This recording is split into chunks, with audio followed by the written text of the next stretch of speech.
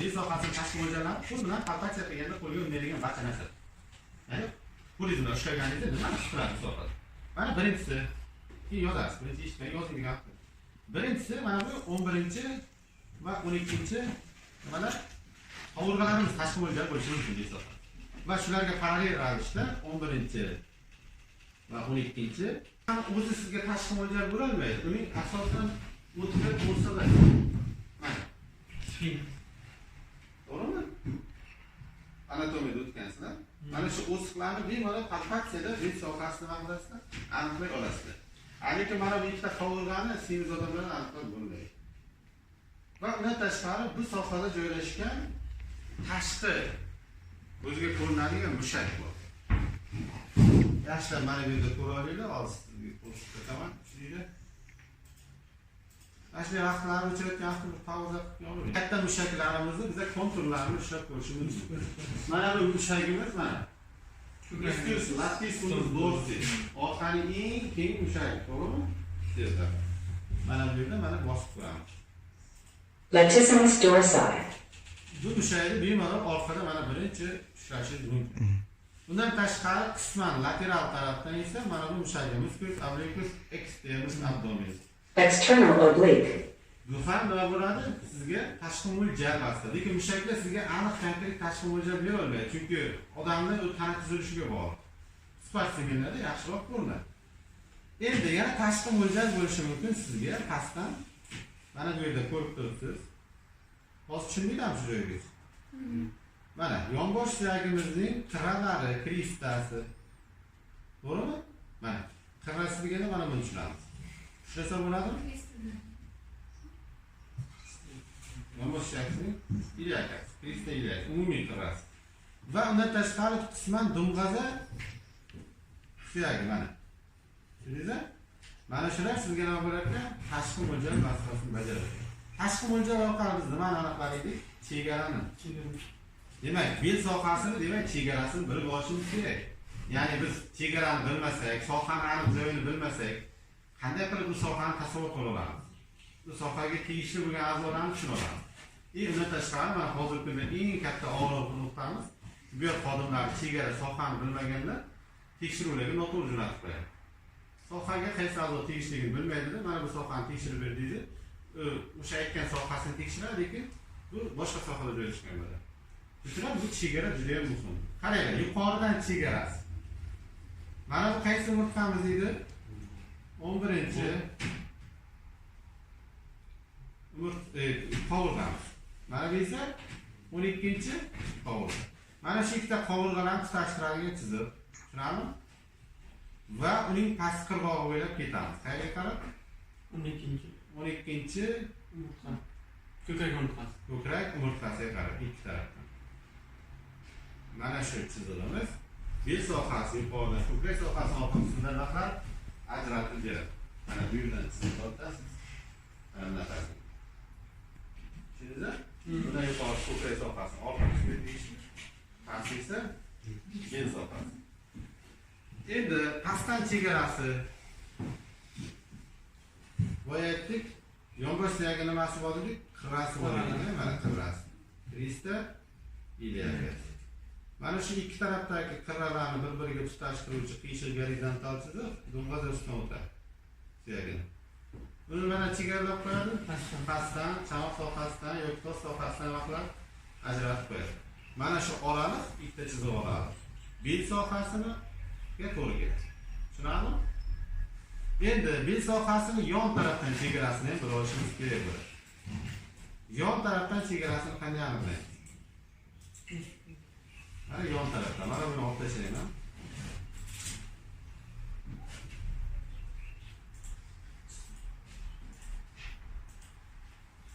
Qanday bo'lsa, men oldin ham qorin sohasini birinchi darsda leksiyada aytgandim. 11-chi qovurg'amiz bor edi. Qovurg'amiz, to'g'rimi? Dostlar. Mana shuni uchidan krista iliyakaga tortilgan chiziq, yoki leskaf chizig'i deyiladi. Qorin devori bilan bel sohasini lateral tarafga ajratib qo'yadi. Buni oldi qorinning old yon devoriga tegishli, orqasi nimaga? Bel sohasiga tegishli. Tushunarmi? Mana bu 11-juft qovurg'amiz. Mana shundan pastga qarab mana. Kristiyaliyaga chiziq tortsanglar, mana bu orqa taraf belga tegishli bo'lib qoladi. Bu taraf esa qorin sohasiga tegishli. Tushunarmi? Qorin devoriga tegishli. Shunga tushundingizmi? Yoki qovurg'alarimiz kalta yoki uzun bo'lsa, kimdadir yo semiz bo'lsa, ajratolmaysiz, tapadi. Ikkinchi yordamchi chizig'imiz bor. Liniya aksiyalash media. O'rta qo'ltiq chizig'i. Mana qo'ltiqning o'rtasidan mana shu krista iliyakaga chiziq tortsanglar, nima bo'lar ekan? Bel sohasini lateral tarafga ajratib berar ekan. Tushundingizmi bu joy? Demak, chegaralari tushunarli bo'ldi sizlarga. Endi bel sohasini nimasiga o'tamiz? Qavatlariga o'tamiz. Chegarasini aytamiz. Qavatlariga to'xtaladigan bo'lsak, qorin sohasining qavatlariga o'xshash. Bundan oldin bel sohasimizda ikkita sohachaga bo'laveramiz. Qorin sohasini esa 9 ta sohachaga bo'laveradi. Regionlar. Endi belda ham xuddi shunaqa biza ikkita yirik sohaga bo'laveramiz. Medial va lateral. Shunga qarab biz qavatlarni aniqlaymiz. Demak, medial tarafni, lateral tarafni qanday ajratamiz desak, mana bu orqani, bel sohasini rostlovchi mushagimiz bor, musculus erector spina yoki mana bu ikkita mushak komponentdan tashkil topgan. Mana shu mushagimizning tashqi qirg'og'i mana tashqi qirg'og'i va bel umurtqalarining o'tkir o'siqlari orasidagi chegara medial sohasiga tegishli beldi. Mana medial soha. Tushunarmi? Mana bu esa bel sohasini lateral sohasiga tegishli yoki leskap chizig'i orasidagi. Mana bu leskap chizig'i bilan mana shu orqani rostlovchi mushaklarning tashqi qirg'og'i orasidagi zona bel sohasining lateral qismiga to'g'ri keladi. Bel umurtqalarining o'tkir o'siqlari bilan mana bu mushagimiz tashqi qirg'og'i orasidagi zona esa uning medial qismiga to'g'ri keladi. Tushunarmi? Chap tomondan ham bitta ko'rsating, so'z qilmas. Chap tomondan ham bitta ko'rsating, to'g'ri.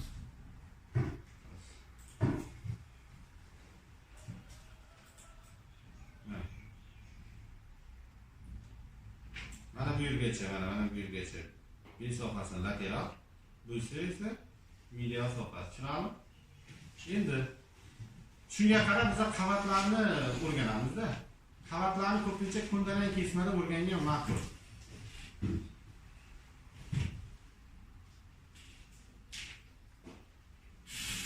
Mana 3-bel umurtqa sohasidan gorizontal kesma kesdik. Bel sohasini o'rtasidan va yuqoridan tomosha qilsak, bunday qilib. Barcha qavatlar sizga ko'rinadi. Bu osonroq sizga tushunishlik. Mana bunda esa bunaqa qavatlar, ya'ni tashqaridan holatda ko'rgansiz. Birinchisi teri. Bel sohasining terisi qorin sohasi terisiga nisbatan qalinroq bo'ladi. Ya'ni mustahkamroq bo'ladi. Lekin siljiydi.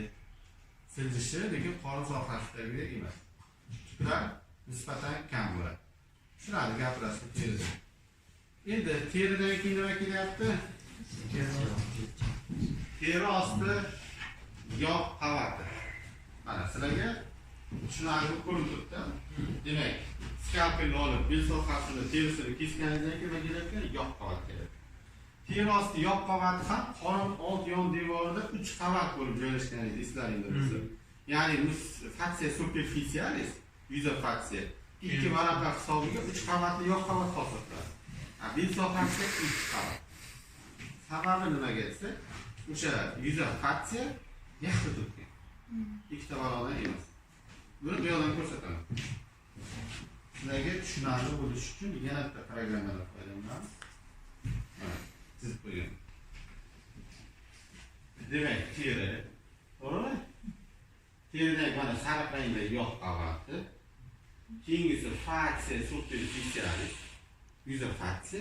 Undan keyin nima kelyapti? Yog' qavat. Ikkita yog' qavat o'tgan yuza fascia o'tgani uchun ikkita yog' qavat hosil bo'lyapti. Tushunarlimi?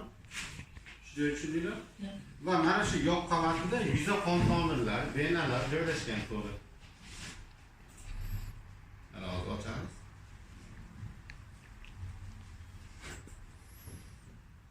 Mana. Ko'rdingizmi? Qavatma-qavat ochilyapti programmada. Demak, mana shu yoq qavatda joylashgan veno sporlar. Bular ko'plab yuza venalar bir-biri bilan nima hosil qiladi? To'p hosil qiladi. Mana shu sohada joylashgan. Yoki bu yoqdan ko'radigan bo'lsak, bu yoqda menimcha unchalik ko'rsatilmagan.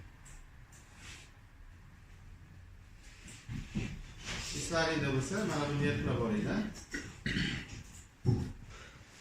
Birinchi mavzuda aytgandim. Qorin old devor yuza qon tomirlari, chuqur qon tomirlari, o'rta qavat qon tomirlari, bu yuza. Xuddi shu orqadan keladi. Mana shular. Endi keyingi qavatga o'tamiz.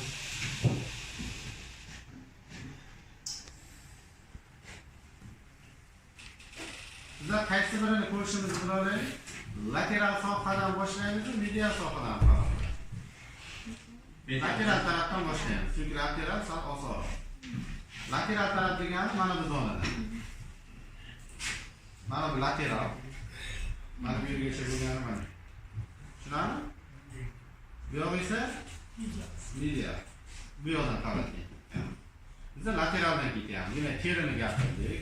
Keroq yoq qavatini gapirdik. Yuza fasya butun boshli hammasini urib ketadi. Bel sohasi. Chegarasi, tushunarmi? Va undan keyin yana yoq qavat keldi va undan keyin nimalar keladi? Mushaklar keladi. Bel sohasida mushaklar juda ham ko'p. Lateral soha mushaklariga to'xtaladigan bo'lsak, birinchi keladigan ikkita yirik mushagimiz bor. Musculus latissimus dorsi va qisman lateral sohani hosil qilishda qatnashgan musculus obliquus externus abdominis. Mana ikkita mushagimiz.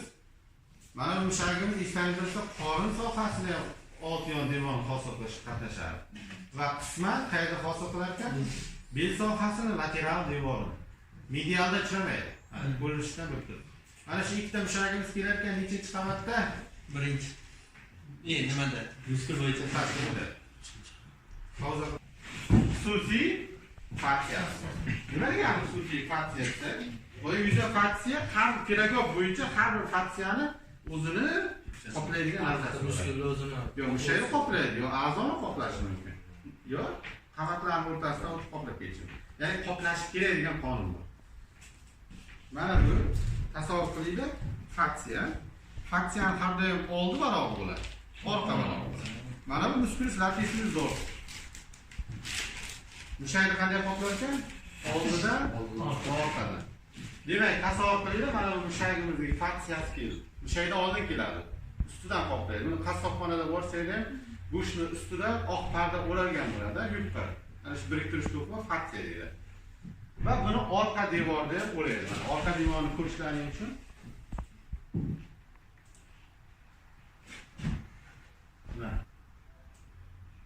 mana orqa tarafdan ham bor ekan va oldi tarafdan ham bor ekan. Tushunarmi? Endi bu mushagimizni, mana shu mushagimizni yaxshilab e'tibor bersanglar, mana bu qismida chizib ko'rsataman. Yaxshilab e'tibor beringlar. Oq rangda ko'rinyapti. Mushak tolalari yuqoridan pastga aponeuroz hosil qiladi. Aponeuroz hosil qiladi. Yoki bel ko'krak fasyasi hosil qiladi. Fasya taraka lumbalis deydi. Endi buni men bu yoqda ko'rsataman, qarang, eslanglar qo'yish. Bu fasya. Ko'rdinglar? Mana. Mushak yuqoridan tolalari pastga yo'nalib, mana bu yerga kelib aponeuroz hosil qilyapti. Nima deyar ekan? Fasya taraka lumbalis. Shu zona, tushunarmi? Bu yoqdan ham ko'rdinglar. Mana. Endi mana shuni ko'rinishi rompga o'xshaydi. Zodagon ayollar Yevropada mana shu qismiga e'tibor bergan qad-qomat ayollarda mana shuning ko'rinishini bog'liq joylash. Ayollarda yaxshiroq rivojlangan bo'ladi. Tushunarlimi? Endi buni boshlanish joyi yuqoridan 12-ko'krak umurtqasidan mana va pastdan dumg'ada suyagi birikish joyigacha boradi. va ko'rinishi nimaga o'xshaydi ekan? Romga o'xshaydi. Endi buni ko'ndalang kesmada ko'ramiz. Mana.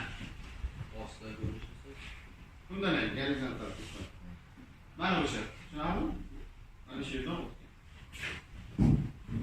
Endi bu mushaklarni olib tashlasak, keyingi qavatga kelamiz. Bu yuza qavat mushaklar. Nechta kirar ekan? Bez sohasida ikkita.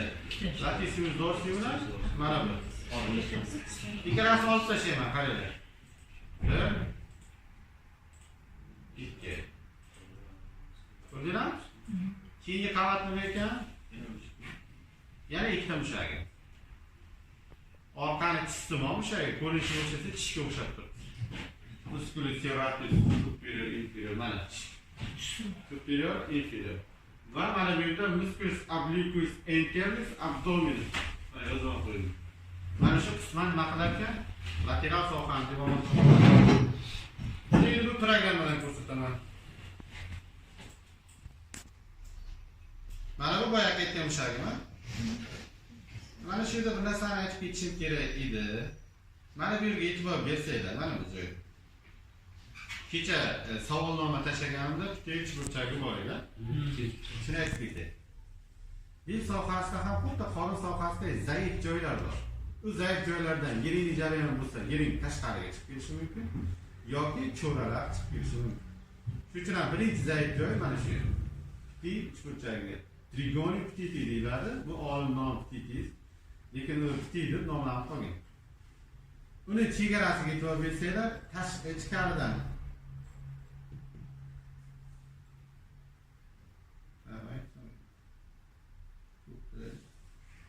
Burchak haqida gapirayman.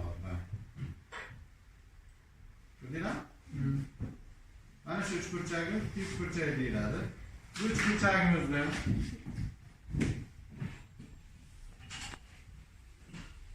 mana ichkaridan nima chegaralab turibdi, mana bu yerdan mana. Musculus latissimus dorsining qirg'og'i. Tashqaridan lateral tarafda musculus obliquus externis abdominisning qirg'og'i. Shak qirg'og'i. Pastdan esa mana bu yerda yonbosh suyagining qirrasi, krista iliaga. Mana shu 3 ta joyda chegarasida joylashgan 3 burchak shaklida. Ko'rdingizmi? Tubini nima hosil qiladi nozima? Endi ba'zilarda mana bunaqa bo'ladi. Buni ham unutmaylik. Bo'lmasa ham mana bo'lmagan. Ya'ni ikkita mushak bir-biriga yaxlit yopishib ketadi-da. Yoqib qolgan. Ba'zilarda juda ham keng ochilib ketadi, 6 sm ga yetadi. Tamam? Lekin normada bu hammada bor deyapti. Mana bu yerda yopilib qolibdi, mana shu yerda chiqibdi. Bu ham jas farqli qilinmagan. Endi anatomiyani ishlaysiz, mana bu. Tamam? Buni tubini ko'radigan bo'lsak,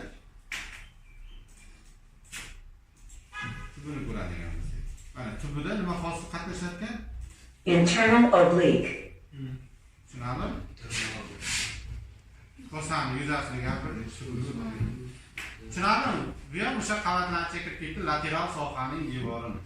Endi keyingi qavat mushaklariga to'xtalamiz. Keyingi qavat mushaklari mana e'tibor bering. Externis olib tashlayman. Mana musculus serratus posterior inferior. Mana bu mushagimiz. Va mana bu mushagimiz. Internal oblique. Bu ikkinchi qavat bel sohasining mushaklariga kiradi. Va bularni ham nima bo'ladi? Partiyasi bo'ladi o'zi. Tushunarlimi? Keyingi qavatga o'tamiz. Buni ham olib tashlaymiz. Keyingi qavat mushaklari mana. Longissimus thoracis. Musculus longissimus thoracicus. Iliocostalis lumborum. Va mana bu mushak. Tashqaridan esa ishlaringda bo'lsa musculus transversus abdominisning aponeurozi mana. Transversus abdominis. Mana bular nima bo'ladi? 3-qavat mushaklar. Mana bu yerga kirib boryapmiz. Mana. o'g'ri osti bo'ladimi? O'g'rilar mushaklar bo'ladi. Bu 3-bel boshda aytdim-da, e'tibor bering. 3-bel nuqtasining gorizontal kesmasidir. Mana.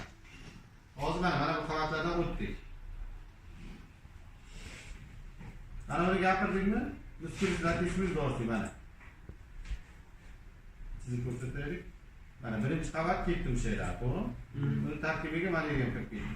Mana bu ikkinchi qavatga ham ketdik. Mana endi 3-qavatga yetib kelyapmiz.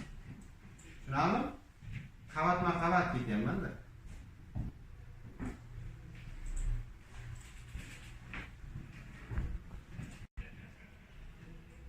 Bir gapirdik ham hozir. Mana qaysi mushak dedik? Mana bu yerda esa mana shu yerda ham tushkuncha hosil bo'ladi. Leska, green fab yoki trigo. Mana bu zaif joyda 3 kilo ko'rsataman. Ikkinchi tushkuncha bu. Mana. Ko'rdingizmi? Mana. Mana tushkuncha. Mana shu ikkinchi tushkunchamiz. Birinchi qavat mushaklar orasida hosil bo'ladi. Ikkinchi qavat. Demak, buning tashqi yoki lateral qurg'on qaysi mushak hosil qilyapti? Musculus obliquus aytamiz, abdominis. Ichkaridan esa orqani rostlovchi mushaklarning qurg'oqlari. Yuqoridan ko'pincha nima? 12-chi qovurg'a. Qurg'oq. Mana shu ko'pincha rom shaklida bo'ladi.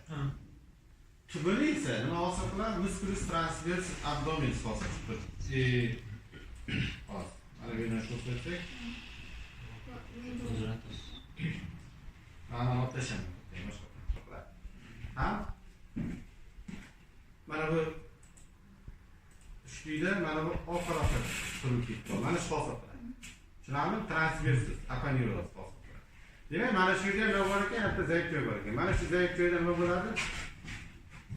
Shuralar hosil bo'lishi mumkin yoki bet sohasidan yiring jarayoni shu yerdan chiqib keladi. Tushunarmi? Endi keyingi qavatga yetib keling. Mana buni olib tashlaymiz. Mana bu mushaklar, orqani rostlovchi mushaklarimiz va musculus transversus abdominis. Buni ham olib tashsak, har birini faksiyasi ham bor, unutmaylik shuni, ha? Va keyingi skillik qayerga? Quadratus lumborum. Eng katta kvadrat mushak. Mana bu aytganingiz, bu qovurg'alar bilan yonboshlarni birlashtiruvchi mushak. Mana, o'shandan keyin. Endi buni kundan kesmada ko'ramiz. Mana bu mushagimiz. Mana ko'rdingizmi? Buni sherigi ham bor, medial tarafda qaysi mushagimiz? Musculus erectus spinalis, ya'ni orqaning bostovchi eng katta mushak. Biz hozir lateral tarafdan kirayotganimiz uchun bunga to'xtalmaymiz. Demak, shu yerdan keyin mana bu keladi. Buni ham faksiya o'ragan bo'ladi. Faksiya desak, tashqaridan mana bu orqani rostlovchi mushakning faksiyasining orqa devori oldidan o'raydi mana. Mana bu yoqdan esa nima keladi? Islangiz bo'lsa, qorin devorini ichkaridan qoplaydigan faksiya bor edi. Faksiya enda abdominalis. Faksiya enda abdominalis.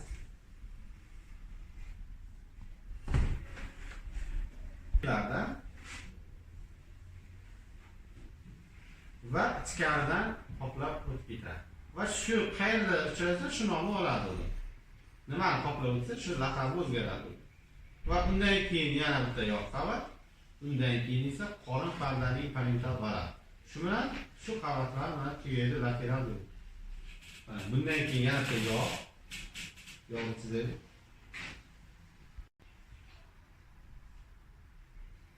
Mana to'g'ri chizishga o'rgandim va undan keyin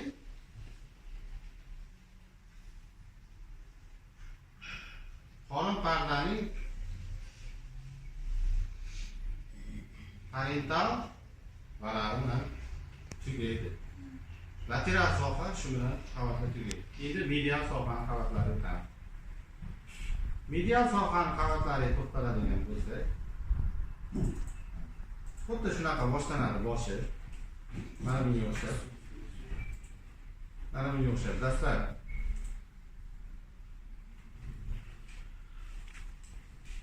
undan keyin yoq qavat. Yoq qavat bundan ham ikki qavat. Undan keyin yuzar faksiya va undan keyin bo'yayotganimizda qaysi faksiya? Bel ko'krak faksiyasi. Faksiya toraka lumbalis. Mana bu faksiya. Tushundingizmi? Bu xususiy faksiya. Endi undan keyin nima boshlanadi? Mushaklar boshlanadi. Mana bunda barcha mushaklar yig'ilgan holati. Ya'ni orqani o'sha mutqalar orasidan o'tgan rostlovchi mushaklar bitta qilib chizilgan, o'z bilan ko'rinmaydi. Mana bunday ko'rinadi. sizlarga yaxlit ko'rsatyapti. Qaranglar qancha mushaklar komponentini tashkil topgan. Mana. Ko'rsatibsizlarmi? Mana. Bu mushaklarimiz umurtqalarimizning ko'ndalang va o'tkir o'siqlari orasidagi qismni to'ldirib turadi. Mana bu umurtqamizning ko'ndalang o'sig'i. Anatomiyada o'tgansizlar. Trasis transversum. Ko'ndalang o'siq. Mana bu esa o'tkir o'siq. Mana shuni orasini to'ldirib turibdimi? Shuning uchun ham mana shu joyda egadi.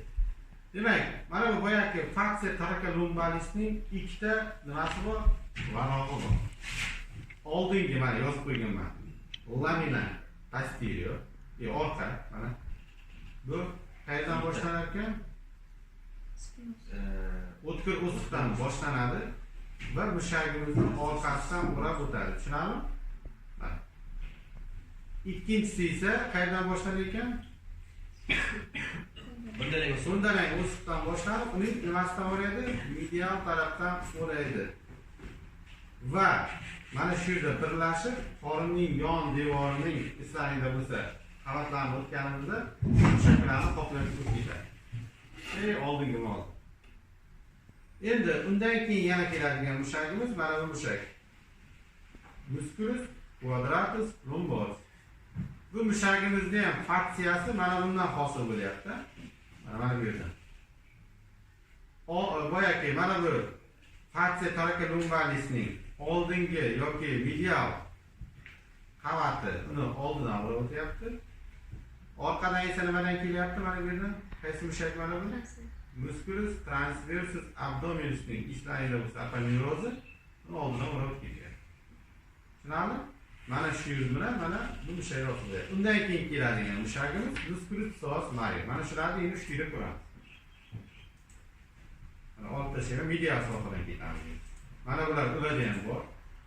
Mana bu mushaklarni olib tashlaymiz mana.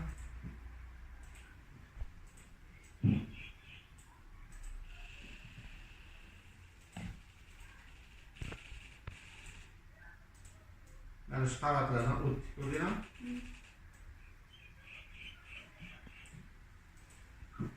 Va endi mana bu joyiga kelib nima boshlanadi? Mana bu joy. Retroperitoneal a'zolar boshlanadi. Yoki qorin devorni orqa kletchatka bo'shlig'i deyiladi. Buni men bu yerda ko'rsata olmayman, shuning uchun sizlarga uni maxsus slaydda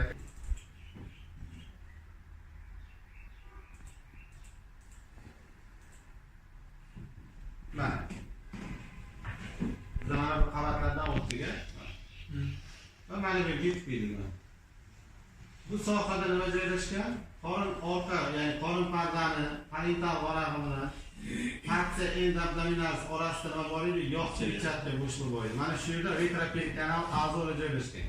Ya'ni bel sohasida joylashgan a'zolar. Bularga kiradi buyraklar, mana buyrak. To'g'rimi? Mana shu a'zo joylashgan. Dastlab oldingi operatsiyalarda qorin buyraklar operatsiyasida ko'pincha bizga qorin pardani kesib ochtiradi.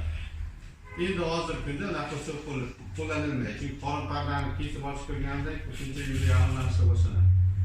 Biza buyrak operatsiyalarida qayerdan ochib kiramiz? Mana bu qismdan ochib kiramiz. Ya'ni 12-ko'krak va uchburchakka to'g'ri keladi, ikkinchi shu joydan ochganimizda nimadan o'tamiz? Kletchatkadan o'tamiz. Qorin pardani surib qo'yib. To'g'ri bu yerga kirib olamiz. Qorin pardani kesish shart emas. Chunki bu qorin pardandan intraperitoneal yoki mezoperitoneal ham bo'linmagan. Mana. Ba'zi kitoblarda umuman retroperitoneal deydi. Ba'zilarda esa ekstraperitoneal deydi. Oldidan o'rab ketgan degan ma'noda ham bor, lekin umuman o'ralmagan degan ma'noda. Mana. Bu yog' to'qimasi ichida yotadi deydi. Atrofida nima bo'ladi? Yog' qavat bo'ladi. Mana shu yog' qavatlar 3 qavatli bo'ladi medial sohasi. Birinchisi kelyapti, qarang. Mana bu nima? Mana bu ko'krakda kelayotganimiz fascia endabdominalis. Lateral sohada nechta yog' qavat bor bo'ldi? Bitta. Ichkarida, tashqarida ekan. Medial sohada nechta ekan? 3 ta. mana ko'kragida kelyapti. Fascia enda abdominalis. Qorin devorini qoplab kelib, mana shu yerga kelib ikkiga bo'linadi. Nimaga bo'linadi? Buyrakni o'rash uchun. Xususiy vaziyat. Buyrakni orqa va oldidan o'rab, nima hosil qiladi? Paranefron hosil qiladi. Buyrak qobig'ini. Qaranglar, atrofida yog'ini to'ladi. Buyrak bundan kesmasdi. Mana gorizontal kesmasdi. O'zi holat ko'rinishi emas. Mana bu mana. Qanaqa dedi? Fascia enda abdominalis, tushunarmi? Fascia enda abdominalis. Mana shu sizga. Bu islaringda bo'lsa, siz qorin sohasini ham zo'r ko'rgansizlar. Ichkaridan qoplaysiz qorinni. Undan keyin nima kelardi? Yog' kelardi, undan keyin qorin qoladi. Xuddi shu narsa bu yerda ham turibdi. Faqat mana bu yerda sal murakkablik hosil bo'lgan, mana bu yerda. Mana bu yerda.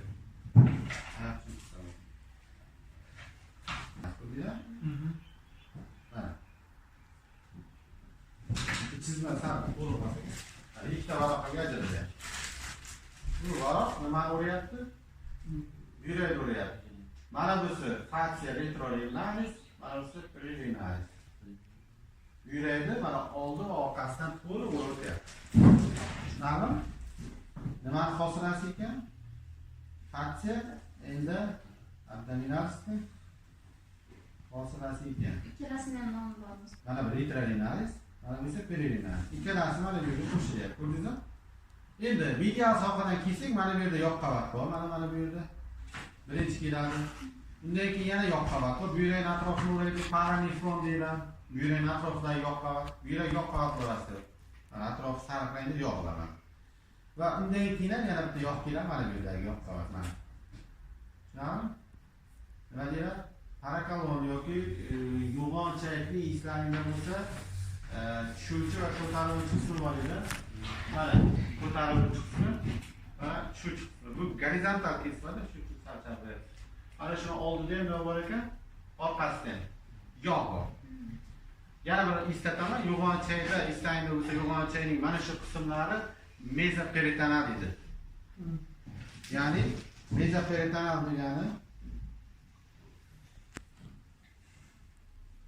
qorin parda, qaranglar, uni oldidan ikki yonidan o'ragan xolos. Orqasida nima bor? Yoq qavat va adventitsiya. Tushunarmi? Va undan keyin keladigan qorin parda. Bo'ldi. Mana shundoq qayerga kelasizlar? Qorin boshqa yo'q ketasizlar. Tushunarmi? Qavatlar. Kerak bo'ladi. Buni osib qo'yaylik. Bu ham uchburchak. Bu ham qorin bo'shlig'ini zaif qo'yib kiradi. Mana bu uchburchak. Mana ko'rib turibsizmi? Mana bu yerda. Tushunarmi? Bu uchburchak ham qorin bo'shlig'ining zaif joylariga kiradi, cho'ralar hosil bo'ladi va qorin bo'shlig'iga g'allansa diafragmaga o'tib ketadigan zona. Ya'ni ko'k so'rog'i o'tib ketib qolishi yeringda. Shuning uchun mana bu ham zaif joyga kiradi. Qaysi mushkullar hosil? Qaysi mushkullar hosil qiladi? Mana. Qisman diafragma ham qatnash kerak. 3 kilodan diafragma yuqori chiqadi. Diafragma shunday ko'krak sohasida o'smatirib 12 ta zaif joyi bor edi. Diafragma. Shundan bittasi shu yerda. Ya'ni mushak qismi bor, pay qismi bor. Mushak qismi atrofdagi qovurg'alarga, bel sohasidagi qovurg'alarga va umurtqalarga yopishgan bo'ladi. Ba'zi yopishadigan joylarga qotishlar bo'ladi, zaif joylar hosil bo'ladi. Mana shu qismini apaniroz yaxshi uramagan bo'ladi. Tushunarmi? Apanirozni gapirdik. Transfer. Xo'p, shu bilan a'zolar ko'pchilik bilan mana uni gapirib ketayman sizlarga qo'shimcha bilan. Biz so'raymiz, buyrakdan tashqari qon tomirlarini ham so'raymiz. Qaysi qon tomirlar? Ikkita qon tomir bor. Buni videosini tashlab qo'ying, qarang. Aorta abdominal, vena cava inferior. Bu ham qayerda o'tgan?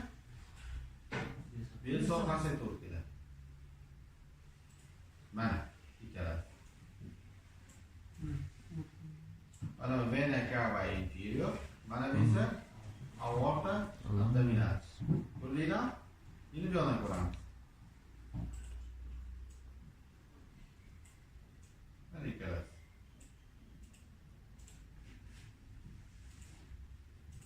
Abdominal aorta. Va Inferior vena cava. bularni anosiga to'xtalsak alohida aorta abdominalis diafragmaning shu nomdagi nimasi o'tardi? Teshik. Yo'q, teshik emas. Hiatus tirqishmoqda. Hiatus aorta. Va u yerdan o'rtasiga to'g'ri kirardi. Aorta abdominalis keladi. Aorta abdominalis 12-ko'krak umurtqasidan boshlanib 4-bel umurtqasigacha davom etadi. Mana. Va mana bu yerga yetib kelgandan keyin mana 4-bel umurtqasiga ikkita shox beradi mana. Bifurkatsiya zonasi deyiladi. Ya'ni arteria iliaca externa dextra sinistra. Tushunarmi? Mana bu yerda. Endi aorta abdominalis o'zidan ham ikki xil tarmoqlar chiqadi. Birinchisi tog' tarmoqlar, ikkinchisi juft tarmoqlar yoki parental tarmoqlar, visceral tarmoqlar. Men har birini to'xtalib o'tmayman. Chunki qorin bo'shlig'i a'zolarini o'tganlaringda o'tib ketdinglar. Nechta yirik poyasi bor edi? 3 ta. Truncus ciliacus, 12-ko'krak umurtqasiga to'g'ri keladi. Keyingisi nima? Arteria mesenterica superior va inferior. Bizga bel sohasidagi tarmoqlari qiziqadi. Nechta bel sohasidagi tarmoq keladi? Mana yaqinlashdim. Lumbar artery. Mana shu arteria lumbarisda birinchidan 4-bel umurtqalar orasidan tarmoq berib, bel sohasiga qon oladi. Va bizga eng kerakli bo'lgani mana yurak joylashgani uchun yurakning eng yirik arteriya. Renal artery. Tushunarmi? Qolganini qorin bo'shlig'iga o'tib ketdinglar. Xuddi shunaqa vena cava inferiorda ham. Hozir tushunarli bo'lgan bo'lsa, sekin yig'ishtirib. Demak, bu yuragimizda old yuzasi bor, ko'rganimizda. Facies nima deyiladi? Anterior. Xo'p, orqa yuzasi bor, facies posterior. Demak, nechta yuza topyaptilar ekan? Ikkita. Bu makroskopik ko'rgan. Bu yurak shunday tuzilganki, yassiz ishlashgan. Lobiyaga o'xshaydi. Ko'rinishga e'tibor bering. Lobiya degan o'simlik bor, mevasiga o'xshaydi. Demak, bu yurak darvozasi botiqroq bo'ladi. Tushunarlimi? Endi ikkita qirrasi bor. Tashqi qirrasi margo lateralis mana. Tushunarlimi? Issilroq bo'ladi. Va ichki qirrasi bor margo medialis. Mana bu medialis. Margo medialis ichkariga botib kirish natijasida buyrakning darvozasi paydo bo'ladi. Buyrak darvozasi xuddi bizlar eshigimiz nimasidan bajaradi? Ochasizlar, kirasizlar yoki chiqasizlar, to'g'rimi? Bundan ham qon tomirlar, nervlar, limfa tizimlari, siydik naylari kirib chiqish joyi bor. Demak, tashqaridan kiradi arteria renalis, kiradigan narsalar. Nerv kiradi bu yerdan, quyosh chiqadi. Chiqadigan narsalar nima edi? Vena renalis. Keyingisi ureter, siydik nay, yana limfa tizimlari tashqariga chiqadi. 3 ta narsa chiqadi, 2 ta narsa kiradi. Tushunarlimi?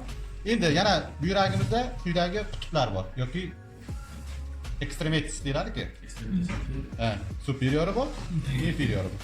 Endi bu yuragimiz skritopiyasiga to'xtaladigan bo'lsak, skritopiya. Mana bu o'ng buyrak, mana bu chap buyrak. O'ng buyragimiz chap buyrakka nisbatan pastroq joylashgan. Sababi bu yerda jigar borligi uchun. Shuning uchun bu klinik ahamiyati shundaki, homilador ayollarda qorin devorda bosim bo'ladi, bola kattalashgan sari birinchi o'ng buyrak siqa boshlaydi. Shuni hisobiga ularda o'ng buyrak telonefrit kasalligi bo'ladi. Chapiga nisbatan. Chunki bu pastroq joylashgani uchun, jigar borligi uchun. Endi skritopiya degan suyakka nisbatan proyeksiya. Demak, o'ng buyragimiz 12-ko'krak umurtqasining tanasining pastki sathiga to'g'ri keladi, yuqori qutbi. Pastki qutbi esa L2 ba'zida L3 ning yuqori qismiga. Shu zonada joylashgan. Orqaga qovurg'aga nisbatan olsak, bu o'ng buyragimiz pastroq joylashgani uchun faqat 12-qovurg'amiz buni tanasini tez o'tib oladi. Orqa yuzasi. Mana 12-qovurg'amiz qisman teguvta orqasi qismidan o'tgan bo'ladi. Ikkinchi buyragimizda esa ikkita qovurg'a teguvgan bo'ladi. Bunda sal yuqoriroq chiqib qoladi. Tushunarlimi? Skriptatsiya qora pardani o'ralmagan emas. Faqat oldidan o'ragan. Bundan a'zolarga nechlik? Retroperitonal yoki ekstraperitoneal deyman. Qora parda hamma joyda bo'lyapti, bu yerga oldidan o'rab ketyapti. Tushunarlimi? Sintapiyasiga to'xtaladigan bo'lsak, endi yuzalariga qarab aytamiz. Qaranglar, o'ng buyragimiz sintapiyasi. Orqa yuzasiga, orqa tarafdan. Qaranglar, a'zolar tegmaydi. Nima tegadi? Mushaklar. Mushak qo'yaman.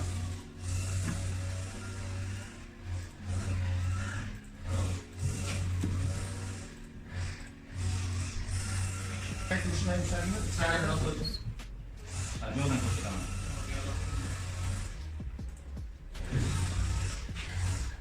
Hozir bir sistema olib tashlab turaman, mana. Muskulos psoas major Psoas major. orqa tarafdan. Medial. Bundan tashqari o'rtada kvadrat. Muskulos quadratus lumbar. Quadratus lumborum. Mana o'rta qismiga tegib turadi, orqa yuzasi. Va lateral tarafga tashqari o'radi. Mana bu mushagimizga tegib turadi. Muskulos transversus abdominis mana. Transversus abdominis. Tushunarlimi? Ko'chiram, terapiyada ikkita og'riq nuqtasi bor. Orqa, old. Bilishlaring kerak buni, ertaga buyrak og'rig'ini. Og'rig'i juda ham azobli bo'ladi. Xuddi qancha og'riq. Mana bu nuqta birinchi nuqta, ko'ra olinglar. O'ng qovurg'a yoyi osti bilan abdominisni kesishgan joyi bor. Mana bu joy. Qovurg'ani bo'ladi. To'g'ri mushakning kesishgan joyi bor, mana ikkalasi. Mana burchak hosil. Mana shu joy oldingi og'riq nuqtasi. Shu yerdan og'riydi. Orqa og'riq nuqtasi bor. Buni ham bilishlaring kerak. Mana shu joyda og'riq bo'lib, yurakda ham muammo bor, taxmin qiladi. Orqa og'riq nuqtasi mana bu yerda. Mana bu yerda orqani rostlovchi bir şey bor edi.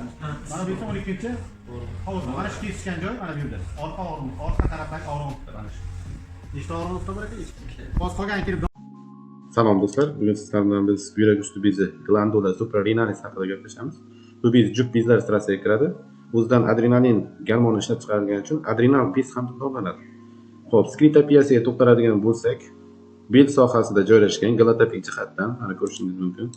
Bel sohasida joylashgan va 11-12 ko'krak umurtqalariga safhiga to'g'ri keladi mana. 11-12 ko'krak umurtqalari safhiga to'g'ri keladi bezimiz. Va buyraklarimizning yuqorgi qutbida joylashgan, mana ko'rib turibsiz. Buyrakning yuqori qutbida joylashgan retroperitonal a'zo hisoblanadi, ya'ni qorin parda bilan old tarafdan faqat o'ralgan a'zo hisoblanadi. Sintapiyasiga to'xtaladigan bo'lsak, bu bezimiz yuqoridan diafragma, ya'ni yuqoridan diafragma bilan chegalanadi. Pastdan buyrakning yuqorgi qutbi, mana ko'rib turibsiz, yuqorgi qutbi bilan chegalanadi. Oldindan o'ngda jigar, hozir qo'yib beramiz.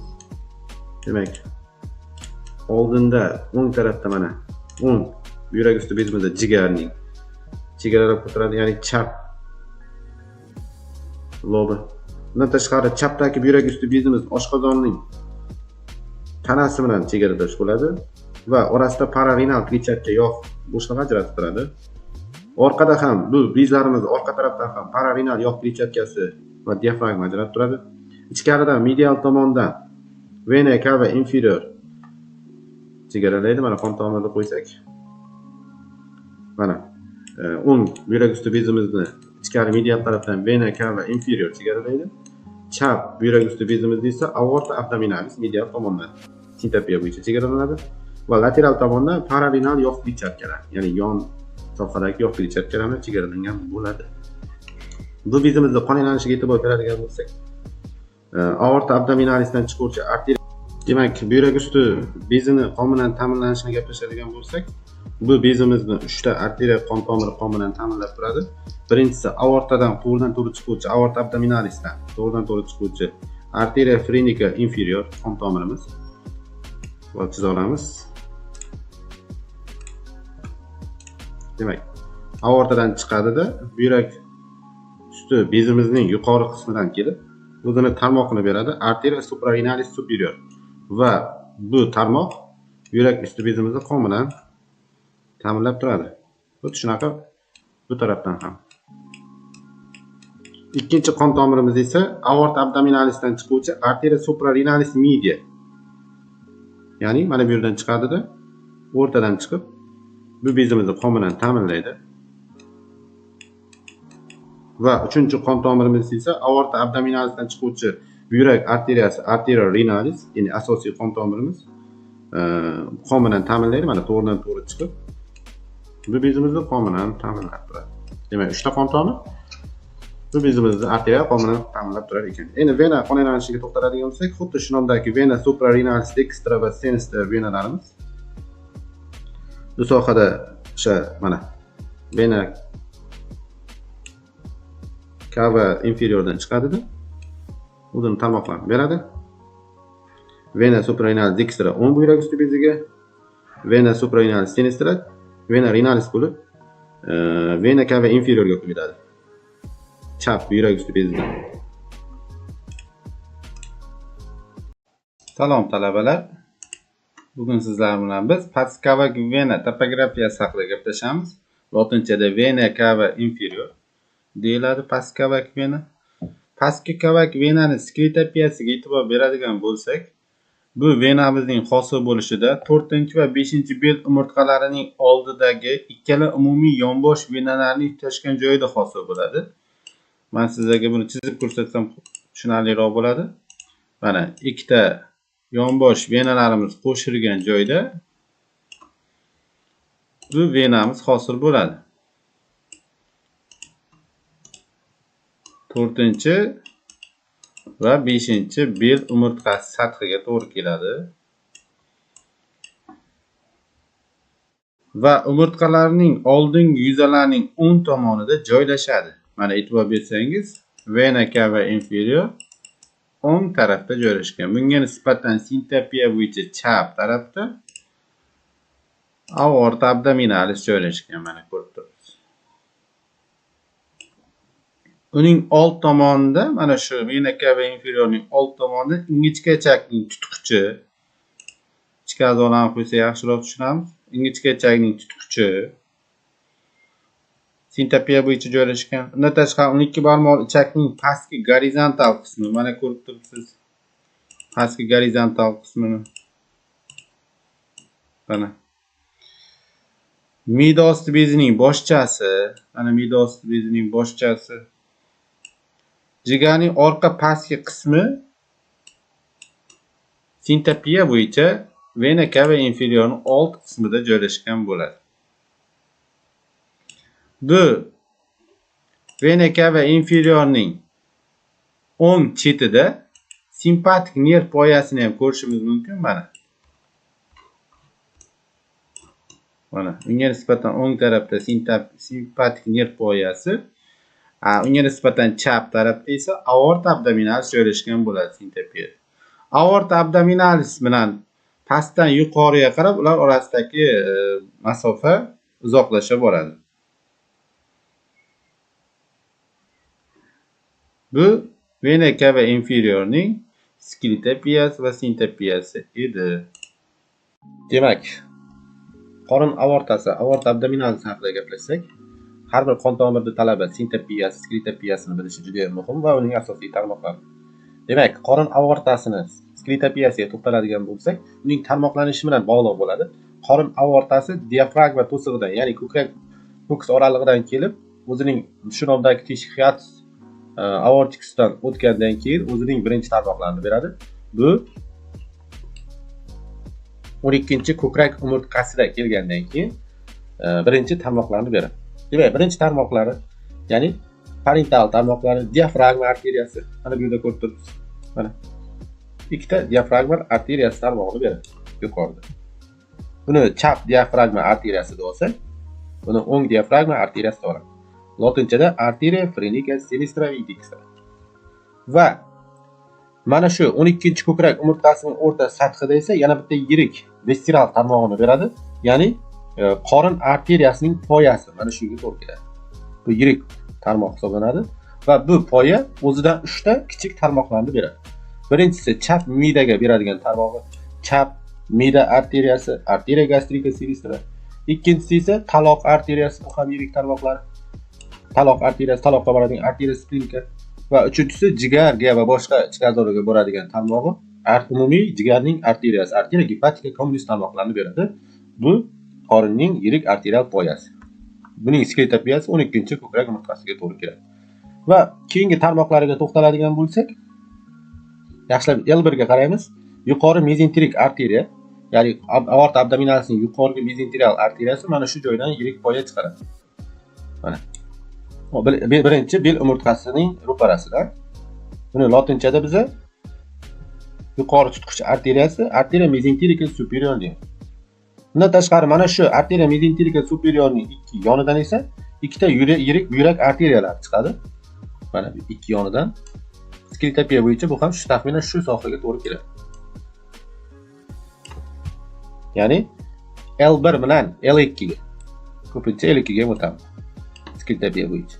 Va shu sohadan pastroqda, ya'ni L2 da erkaklarda mayak arteriyasi, ayollarda tuxumdon arteriyasi ham shu joydan o'zini tarmoqini beradi. Ya'ni erkaklardagi mayak arteriyasini testicularis dextra et sinistra, ayollarda esa arteriya ovarica dextra et sinistra. Va L3 da arteriya mezenterika inferior pastki tutqich arteriyasi o'zini tarmog'ini beradi. Mana L3 da. Ya'ni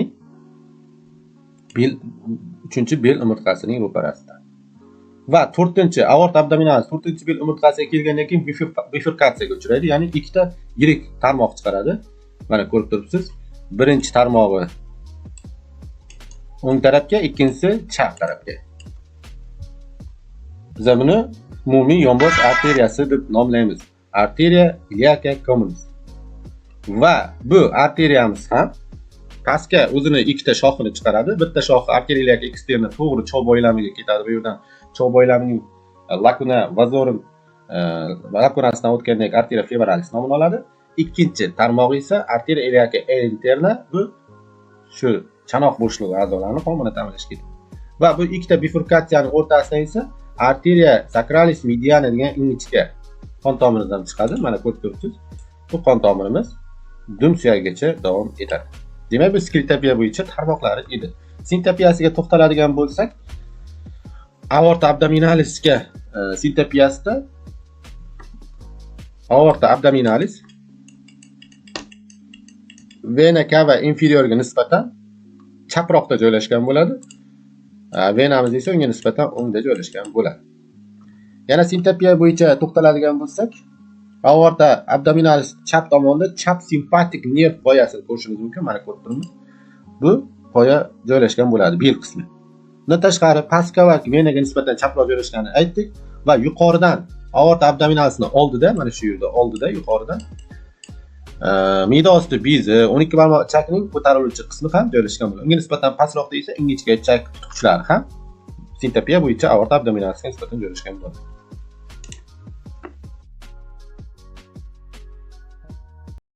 Umurtqa kanali, canalis vertebralis deyiladi. Mana ko'rib turibsiz. Umurtqa tanalari, ya'ni har bir umurtqaning tanalari va umurtqalararo disklar, mana umurtqalar orasidagi disklar. Bundan tashqari boylamlar shu yerdan o'tgan. Shuningdek umurtqa ravoqlari, mana ko'rib turibsiz, umurtqa ravoqlari va ular orasida tortilgan mana sariq boylamlar va ularni ichkarida qoplovchi boylamlar umurtqa kanalini hosil qilishda qatnashadi. Umurtqa kanalining kengligi uning bel bo'limida eng katta bo'ladi. Mana ko'rib turishingiz mumkin. Ya'ni bel bo'limida umurtqa kanali kengroq bo'ladi. 3,5 cm². Va bo'yin bo'limida esa kichikroq bo'ladi. Mana bo'yin bo'limida umurtqa kanalining sathi 2,5 cm² bo'ladi. Va eng kichigi ko'krak bo'limida bo'ladi. Mana toraygan holatda bo'ladi. Umurtqa kanalining ichida orqa miya joylashadi va umurtqa ravoqlari asosining tepas va past o'yiqlar orasidagi umurtqalarning ost va ust joylash natijasida, mana cherepitsaga o'xshab ost va ust joylash natijasida ko'rib turibsiz. Bu o'yiqlar o'zaro birlashishidan teshiklar hosil bo'ladi. Umurtqalar aro teshiklar, foramina intervertebralis. Bu teshiklardan orqa miya kiruvchi va chiquvchi qon tomirlar, undan tashqari esa orqa miyadan chiquvchi nervlar mana shu teshiklardan chiqib turadi. Umurtqa kanali yuqoridan bosh miya qutisi bilan bog'langan bo'ladi. Mana yuqoridan. Ya'ni bosh chanog'i bo'shlig'iga ochilgan bo'ladi. Pastdan esa dumg'aza kanaliga davom etadi. Pastdan dumg'aza kanaliga davom etadi. Mana shungacha davom etadi. Mana dumg'aza kanali ko'rib turishingiz mumkin. Kanal sakralis deyiladi va pastga tomon torayib boradi bu kanal. Mana bu pastga qarab torayib borib va dumg'aza yorug'i hiatus sacralisgacha davom etadi. Mana dumg'aza yorug'i hiatus sacralis ochiladi. Va dumg'aza suyagining tashqi va ichki yuzalaridagi to'rt juft teshiklar bilan bu kanal bog'langan bo'ladi. Mana bu yerdagi teshiklar bilan bu kanalimiz bog'langan bo'lar ekan. Bu qisqacha umurtqa kanalining topografiyasi haqida. Sizlarga qiziqarli bo'ladigan mavzulardan biri va kelajakda kim urolog bo'lmoqchi bo'lsa, ginekolog bo'lmoqchi bo'lsa, nefrolog, proktolog bo'lmoqchi bo'lsa, bu sohani yanada yaxshiroq o'rganish kerak. Tos sohasi. Yoki lotinchada regio pelvis sohasini o'tamiz.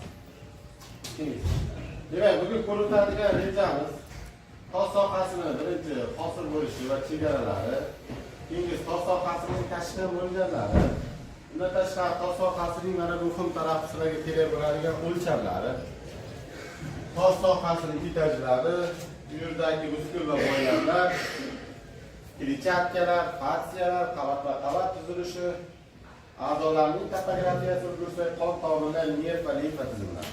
Tushunarlimi? Bugungi rejamiz. Endi birinchi boshlaylik tos chanog'i hosil bo'lishi. Tos chanog'i hosil bo'lishda jami 9 ta suyak qatnashadi. Bulardan 3 tasi toq, 3 tasi juft. Hisob qilingan tos sohasi atrofi halqa shaklida o'ralgan qo'rg'onga o'xshaydi yoki atrofini suyaklar o'rab turadi mustahkam. Shuning uchun ham bu sohadagi operatsiyalar murakkab operatsiyaga kiradi. Ochiq kirishda to'siqlar ko'p. Tushunarli? Endi toq suyaklar qarayman. 5-bel umurtqasi, dumg'aza suyagi va dum suyagi. Jufti yo'q. Bu ko'pincha tos sohasining eng muhim suyaklari deyiladi, chunki boshqa suyaklar shunga birikadi. Asosiy deyiladi. Endi atrofida halqa suyaklar o'ralgan tos bo'shlig'i. Bularga kiradi juft suyaklarimiz ilium, yonbosh suyak, o'tirg'i suyak, eshkum va mana bu yerda qov suyagi, os qubur. Tushunarli? Bular jufti bor suyaklar, ya'ni ikkita jufti bor ikkita. Mana shularni barchasi nima qilarkan? Tos chanog'ini hosil qiladi. Biz anatomiyada endi suyaklar qismlarini gapirdik. Hozir bu yerda hozir. Keyingisini ayting. Tos sohasini chegaralash. Bilasizlar, qanday sohani o'tsak ham uning chegarasini bilishimiz kerak. Yuqorida va pastdan chegarasi. Demak, tos sohasining yuqoridan chegarasini o'tgan darsda ham gaplashdik. Yonbosh suyagining ikki yonidagi qirrasi krista iliakini gorizontal chiziq tortamiz. Bu chiziqimiz nima deyiladi? Linea cristalis. Bu chiziqlarimiz yuqoridan tos sohasini, bel sohasidan ajratardi. Orqa tarafda islaringlar bor edi. Old tarafda esa krista iliaka, ya'ni yonbosh suyagining qirrasi, spina iliaca anterior superior, qov dumbog'i va qov simpligi. Mana shu yuqori chegarasi. Tushunarli? Pastki chegarasi. Pastki chegarasini e'tibor beringlar. Yaxshilab e'tibor bersanglar anatomiyaga istaymiz. Tos bo'shlig'i ikkita aperturadan iborat. Yuqori teshigi, apertura. Nima deyiladi? Pelvis superior va pastki apertura pelvis inferior. Ya'ni ikkita tirqish bor. Yuqorisi ochiq, chegaralanmagan qorin bo'shlig'i bilan tutashib ketgan devor. Pastki esa sirada suyak bo'lgani uchun ochiq ko'rinyapti, lekin pastki berk bo'ladi, yopiq bo'ladi. Ya'ni bu yerda tos diafragmasi deyiladi. Bu yerdagi mushaklar, ularning fastsiyalar, kletchatkalar bu apertura pelvis inferiorni berkitib turadi. Tushunarlimi? Shuni hisobiga pastki chegarasi nima bilan berkitib turadigan? Tos diafragmasi. Demak, pastki chegarasi nima ekan? Tos diafragma. Tushunarlimi? Ya'ni mana bu tubini berkitib turadigan o'sha. Mana shu oraliq tos sohasining chegarasi hisoblanadi. Endi tos sohasini ikkita bo'shliqqa bo'lamiz. Katta tos bo'shlig'i, kichik tos bo'shlig'i. Katta tos bo'shlig'i qaranglar, yaxshilab tushuna olaylik. Yonbosh suyagining qirrasidan liniya terminalisgacha. Ana bu yerda qaranglar, liniya terminalis ko'rinib turibdi. Barcha suyaklar arkuata hosilini birikish hisobiga. Mana shu oraliq, ya'ni krista iliakadan liniya terminalisgacha bo'lgan masofa mana. Mana liniya terminalis. Mana shu oraliq nima deyiladi? Katta tos bo'shlig'i deyiladi. Tushunarlimi? Katta tos bo'shlig'ida qorin bo'shlig'iga tegishli bo'lgan a'zolar joylashgan.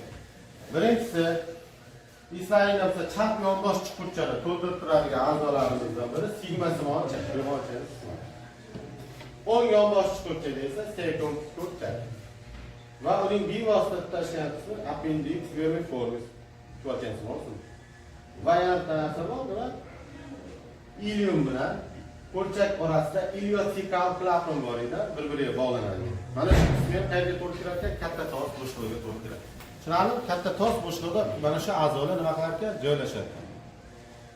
Bu qaysi a'zolarga tegishli? Qorin bo'shlig'iga tegishli a'zolar. Endi keyingisi kichik tos bo'shlig'i. Kichik tos bo'shlig'ining chegarasiga qaraydigan bo'lsak, liniya terminalisdan boshlanadi yuqori qismi va tos diafragmasigacha davom etadi. Mana shu oraliq. Ko'rdinglar? Ko'rinishi nima desek, idishga o'xshaydi. Ko'rsatuvga. Demak, bu yerda ham quyidagi a'zolar joylashadi. Birinchisi to'g'richak rektum. Asosiy qismi. Bundan tashqari erkaklarda ham, ayollarda ham siydik fragment yo'llari. Erkaklarga xos bo'lgan a'zolar prostata bezi, ruh pagi, ruh yo'llari va ayollarda bachadon ortig'i, bachadon bo'yni tanasi va bachadonni ikki tarafdagi mana tuxumdorlar va tuxum yo'li joylashgan naylar. Mana shular qayerda joylashgan ekan? Kichik tos bo'shlig'i. Tashqi mo'ljallar. Nima degani tashqi mo'ljal? Qo'l bilan palpatsiyada qo'lga ulanadigan barcha usullar, suyaklar bo'lishi mumkin, mushaklarning konturlari bo'lishi mumkin, suyaklarning qirralari, o'siqlari. Demak, tos sohasida tashqi mo'ljallar bo'ladi. Birinchi o'rinda mana orqa tarafdan bel umurtqalarini bemalol palpatsiya qilsa bo'ladi. Qanday qilib? O'tkir o'siqlar, transversus spinozlar yoki krista iliakani ikkalasini tutashtirsak, mana shu o'tgan chiziq 4-birumurtqasi bo'ladi. Bundan pasti 5-birumurtqa. Dumg'aza suyagi bemalol qo'l bilan ishlasak bo'ladi, dum suyagi ham qo'lga ulanadi. Bundan tashqari yonbosh suyagining mana qirralari tashqi mo'ljal bo'ladi, palpatsiyada qo'lga tegadi. Va mana bu yerda spina iliaca anterior superior, oldingi o'tkir usul. Qov dum bog'chalari. Tuberkulin va ikkalasini bitishmas sinfiz. Mana shu amaliy ahamiyatga ega. Qov sinfizini topish palpatsiyasi. Qachon topamiz desak, siydik bagi funksiya amaliyotida. Qayerdan qilishni bilishimiz kerak. Sizlarga tashqi mo'ljal har doim operativ ochib kirishni xavfsiz yaqin yo'lini bildiradi. Bundan tashqari sohaning chegarasini aniqlashni bildiradi va amaliyotlarni bajarishda mo'ljal vazifasini bajaradi. Demak, erkaklarda jinsiy olatni orqasini palpatsiya qilganda sinfiz ishlaydi. Ayollarda osonroq topish. Mana shu sinfiz ishlaganingizdan 2 sm yuqorida liniya albatta tuzilmaydi. Ana shu yerdan trayektor bilan funksiya amaliyot qilinadi siydik poyaga. Tushunarli? 2 sm yuqorida. Mana shu sinfiz. Bu yerda tashqi mo'ljallar ko'rsatib o'tilgan. Yaxshilab trayektda hammasi. Endi mana buni sizlar yoza olasizlar. Tos sohasini o'lchamlari. Xudo xolasa ginekologiyaga borsanglar, bu so'raladi sizlardan. Ishting aka.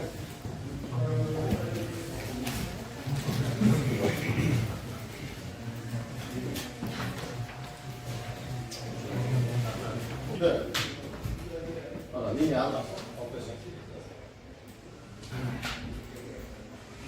Xo'p, demak, 12 ta o'lcham bor. Birinchisi katta tos bo'shlig'ini o'lchamiz. Katta tos bo'shlig'ini o'lchamiz. Keyin kichik tos bo'shlig'ini o'lchamiz. Tushunarli? Hop, birinchi o'lcham. Kriska ilayotganning eng yuqori oldingi qismidan ikkita nuqta belgilaymiz. Mana shu ikkita nuqtani birlashtiradigan chizig'imiz liniya nima deyiladi? Kristal deyiladi. Buni uzunligi 25-27 santimetrga keladi. Tushunarli? Ikkinchi uzunlik spina ilayotgan anterior superiorlarni bir-biriga tutashtiruvchi gorizontal chiziq liniya spinarum deyiladi. Bu chizig'imizning masofasi 23-25 santimetr. Hamma kitoblarda har xil. Ba'zi kitoblarda uzunroq, ba'zilarda o'rtachasini aytamiz. Tushunarli? Uchinchi chizig'imiz, eng keng chizig'imiz katta ko'z boradi, son suyagi katta ko'z. Mana shularni tutashtiruvchi chiziq liniya trafantrik. Bu 22-29 santimetrga keladigan o'lcham. Bularning uchalasi qaysi o'lchamda ekan? Katta tos bo'shlig'ini o'lchamda. Tushunarli? Endi kichik tos bo'shlig'ini o'lchamlariga o'tamiz. Mana ko'rib turibsizlar, liniya terminalis bor edi. Ya'ni katta tos bo'shlig'ini kichik tos bo'shlig'idan ajratadigan chiziq. Mana shuni o'lchamlarini ko'ramiz. Demak, birinchi chizig'imiz ikkita yonboshlarning o'rtasidan tortiladigan gorizontal chiziq. Diametri yoki liniya transversum deyiladi. 13-13,5 santimetr keladi. Tushunarli? Ikkinchisi yonbosh suyagini dumg'aza suyagiga birikadigan bitishmasidan mana bu chizig'imizni o'rtasidan kesib o'tadigan hech chizig'imiz diametri obliqua deyiladi. 12,5 santimetrga keladi. Tushunarli? Uchinchi chizig'imiz mana bu yerda bilasizlar, bel umurtqasi, 5-bel umurtqasini dumg'aza suyagiga hosil qiladigan burchak pronatorium deyiladi. Mana shundan qovsin fizikacha tortiladigan vertikal chiziq. Diametri vera deyiladi. 11 santimetr. Va mana bu yerda chiziq tortsak bo'ladi, bu shart emas. Ikkinchi, mana bu dextramizni sinistrasilar tekshirib. Bu boshqa masala. Mana shu ko'rib turgan zona yoki chiziqlarning to'g'ri yo'li deyiladi. Bolaning boshi va tanasi mana shu yo'ldan o'tadi. Va bizga eng amaliy ahamiyatga ega bo'lgan chizig'imiz qoldi. Dum suyagining uchidan qovsin urmay qoldi. Mana o'tay. Mana o'tay. Mana o'zgartirmaymiz.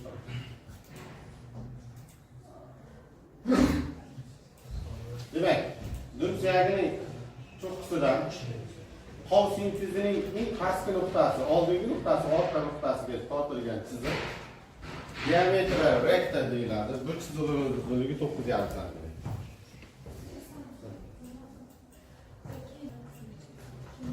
Mana shu yerda savol tug'iladi. Kichik tos o'lchamlarini aytdim. Katta tos o'lchamlarini aytdim. Hammasida qarashsanglar, o'lchamlar 10 santimetrdan katta. Lekin aynan mana shu diametri rekta 9,5 santimetr torroq. Hop, bola qanday To'g'ri sinfiz kengayadi. Dum suyagi ochiladi. Demak, 2 santimetr. dum suyagi shuni chizib qo'yadi. Dum suyagi bilan dumg'aza suyagi bitishmasi 2,5 santimetr tashqariga ochiladi. Tushunarli? Shuni hisobiga 2,5 mingga qo'shsak 12 santimetr. 12 santimetrlik o'lcham hosil bo'ladi. Bu yerdan bola bemalol chiqadi. Bu tabiiy to'g'ri bo'lsa. Buni o'lchaysizlar. Agar bola onada bu o'lchamda to'g'ri kelmasa, kesarcha kesish amaliyotida qilinadi. Nima uchun to'g'rilarni og'ir bo'lishi uchun deyman? Suyaklarini bir siljitsa, mana 2,5 santimetr shu hisob og'ir tushadi. Tushunarli? Bu o'lchamlari edi. O'lchamlar yozilgan, siraytirib tashlab qo'yaman. Kanalda yo'q. Hop, mana yozib qo'ygan. Endi mana bu e'tibor bersalar, erkaklarda va ayollarda kichik tos bo'shlig'ini, kirish qismini shakllantiradi. Ana deb o'ylamaydi. Negroid, Mongoloid deganlar bor. Bunga qaralmaydi. Erkaklar androidda bo'ladi yoki mana bu yurak shakliga o'xshaydi. Torroq bo'ladi. Va o'tirg'ich suyaklarining ravoqlari o'tkir burchak hosil qiladi, orasi masofa kichikroq bo'ladi. Gradus deymiz. Hop, ayollarda kichik tos bo'shlig'i boshlang'ich qismi oval yoki sekulyar shaklda bo'ladi, silliq bo'ladi, ginikoid tipda bo'ladi. Ikkita o'tirg'ich suyaklar ravoqlari kengroq bo'ladi. Sababi bola bu yerda bemalol o'tishi uchun. Tushunarlimi? Keyingi suyak bo'lsa mana aynan ko'rsatilgan har bir. Mana ayollarda kattaroq, erkaklarda kichikroq. Sababi erkaklarda yurak shakliga o'xshaydi. Endi tos sohasidagi boylamlar, mushaklar haqida gaplashamiz. Tos sohasida eng muhim bo'lgan boylamlar bor. Baquvvat. Qaysi boylamlar? Ikkita boylam. Birinchisi mana bu ligamentum sacrotuberale. Ya'ni dumg'aza suyagi bilan o'tirg'ich suyagining do'mbog'iga tortilgan baquvvat boylam. Ikkinchi boylamimiz mana bu yerda turibdi. Ligamentum sacrospinale. To'g'rimi? Mana shu boylamlarimiz natijasida tos bo'shlig'ida ikkita tirqish paydo bo'ladi, teshik. To'g'rimi? Birinchisi foramen ischadicus major, foramen ischadicus minor. Nima uchun bu tirqishlarni, teshiklarni talabalar vrachda yaxshi bilish kerak? Chunki ertada yiringli jarayonlar bo'lsa, tasavvur paydo qilish kerak. Yiringning tarqalish joyi. Masalan, tos sohasi bilan dumba sohasining aloqasini ta'minlaydi bu. Ya'ni tos sohasida kletchatkada yalang'lanish bo'lsa, dumbaga o'tib ketishi mumkin, ikkilanish tarqalishi. Yoki dumba sohasida absis bo'lsa, tos sohasiga o'tishi mumkin. Tushunarlimi? Bu yerdan ko'rsatsak buni. Mana bu yerda boyagi boylamlarimiz o'tishi natijasida ikkita nima hosil bo'ldi? Teshik mana o'shalar. Foramen ischadicus major, ischadicus minor. Mana ikkita boylam. Bundan tashqari mana bu yerda uchinchi zaif joyimiz bor. Bular zaif joy deyiladi. Regio pelvis sohasida zaif joylar sanab bering desam, shularni aytasiz. Mana uchinchi. Foramen obturatori. Bu teshigimizning ko'proq qismi yopiq bo'ladi. Membrana obturatorisini yoptiradi, lekin to'liq to'ldirmaydi. Va to'liq to'ldirmasligi natijasida mana yuqori qismida teshik paydo qiladi. Mana bu kanalis obturatorisi. Tushunarlimi? Bu teshiklardan, tirqishlardan, kanallardan qon tomir nervlar va mushaklar o'tadi. Tushunarlimi? Birinchisidan boshlaymiz. Mushaklar. Mushaklarni tartibga sola olaylik. Tos sohasida mushaklar ikkiga bo'linadi: parental va visceral. Parental ko'p qismi tashqarida o'tgani uchun, ya'ni dumba sohasiga. Visceral esa tos bo'shlig'ining ichkari devorini qoplagan. Tushunarlimi? Birinchisi parental mushaklarimizdan eng mashhur mushagimiz musculus piriformis, dorsal mushak. Bu mushagimiz mana bu katta o'tirish teshigini to'ldirmasdan kesib o'tadi. Mana ko'rdinglar? Ya'ni to'ldirib o'tmaydi. Mana shu to'ldirmaslik natijasida yuqorida va pastda teshik hosil qiladi. Foramen siz to'xtatasiz. Demak, yuqorgi teshigimiz foramen suprapiriformis, pastki teshigimiz foramen infrapiriformis. So'raladi bu yerda mana shu teshiklarda qaysi qon tomiri niyat o'tgan. Qaranglar, bular zaif joylar. Nima uchun desanglar, mana shu yerdan yiring chiqib kelishi mumkin. Yoki cho'ralar. Dumba sohasida ham cho'ralar turadi. Mana shu yerdan bilasizlar, katta tos bo'shlig'ida chakra joylashgan, qorin bo'shlig'i teshiklarida ular. Shu yerdan chiqib kelishi mumkin, cho'ra hosil bo'ladi. Tepa yuqori teshigimizdan nimalar o'tadi? Qaranglar, sintapiya bo'yicha gaplarni olsak, ichkaridan tashqariga ketamiz. Birinchisi vena gluteus superior, arteria gluteus superior va nervus gluteus superior. Shu uchovlon o'tadi. Biz uchalasi dumba sohasining yuqori mushaklariga qon olib boradi, nervatsiya. Ma'lum? Past teshigimizda 8 ta tuzilma o'tadi. Ular yuqori va ost joylashgan. Old yuqori joylashganlar 5 ta, undan ichkariroqda joylashgan 3 ta. Demak, buni ham medialdan lateralga qarab ketamiz, ya'ni ichkaridan tashqariga. Birinchisi nima ekan? Nervus cutaneus femoris posterior. Ya'ni nervus femoralisning orqa tarmog'i edi, teriga beradi. Mana shu yerdan o'tadi. Ikkinchisi vena gluteus inferior, arteria gluteus inferior va eng katta nervus ischialicus va undan keyin nervus gluteus inferior. Bularni barchasi mana bu uchalasi dumba sohasining pastki qismlarini qon bilan ta'minlaydi mushaklarni. Mana nerv ischialicus esa eslanglar bo'lsa o'tgan sinfda ko'rdik. Son sohasini orqa qismidan o'tib oyoqqa tarmog'i beradi, pastgacha yetib boradi oyoq panjasiga. Xo'p, endi undan ichkariroqda joylashgani mana 3 ta uyatli arteriyalar nervlarimiz. Birinchisi nervus pudenta, vena pudenta interna, arteria pudenta interna. Bular uyatli arteriya vena nervlar deyiladi. Nomidan ma'lum jinsiy a'zoligi bor. Endi bular foramin infrapiriformisdan chiqqandan keyin alkog kanalini chekib ketadi. Ya'ni bu teshikdan chiqadida pedagogning birinchi qoidasi bor. Har doim qon tomirini yetlovchi mushaklar aloq hosil qiladi. O'zini faksiyasi yo'q. Ya'ni qon tomiri o'ziga o'zi faksiya hosil qiladi.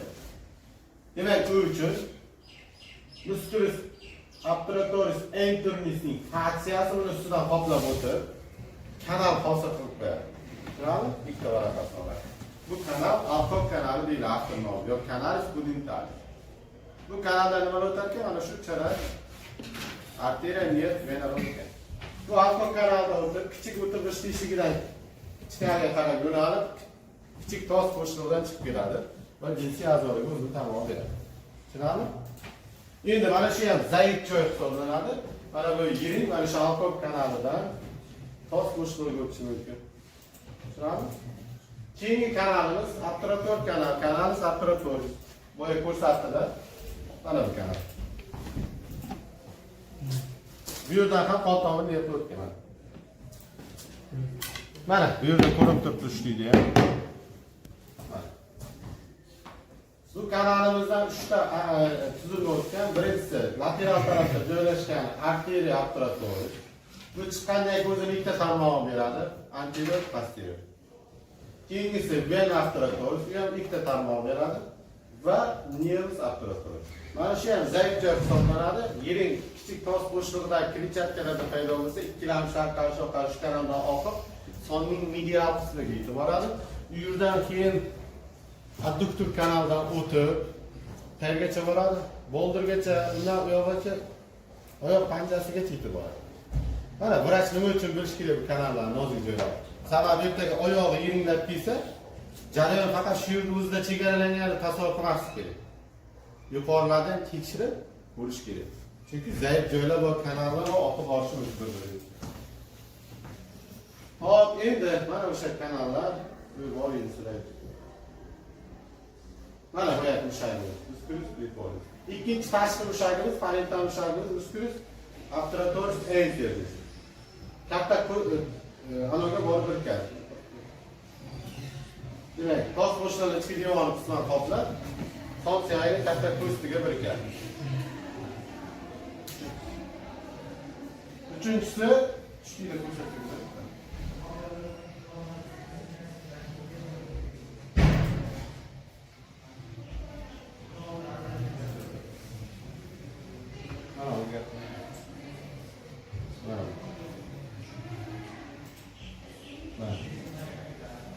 Üçüncü mushagimiz tashqi parental mushag mana. Ana, ayollar birga. Musculus coccygeus. Bu ham parental mushag. Nechta parental mushag sanadi? 3 ta. Musculus precoris, musculus obturatoris internis va musculus coccygeus. Endi qaranglar, yaxshilab e'tibor bersanglar, mana nima edi? Tos diafragmasi deyiladi. Ya'ni boya gapirganimiz eslaringlar bo'lsa, kichik tos bo'shlig'ini tubini to'ldirib turadigan mushaklar. Mana bu yerda.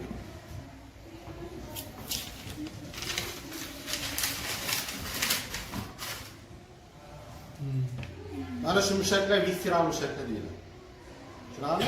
Ham tos, kichik tos bo'shlig'i devonni qoplaydi, ham uni diafragmasi tubini to'ldirib turadi, berkitib turadi. Endi yaxshilab tushunarli bo'lish uchun sizlarga tartibli qilib o'tamiz. Bizlar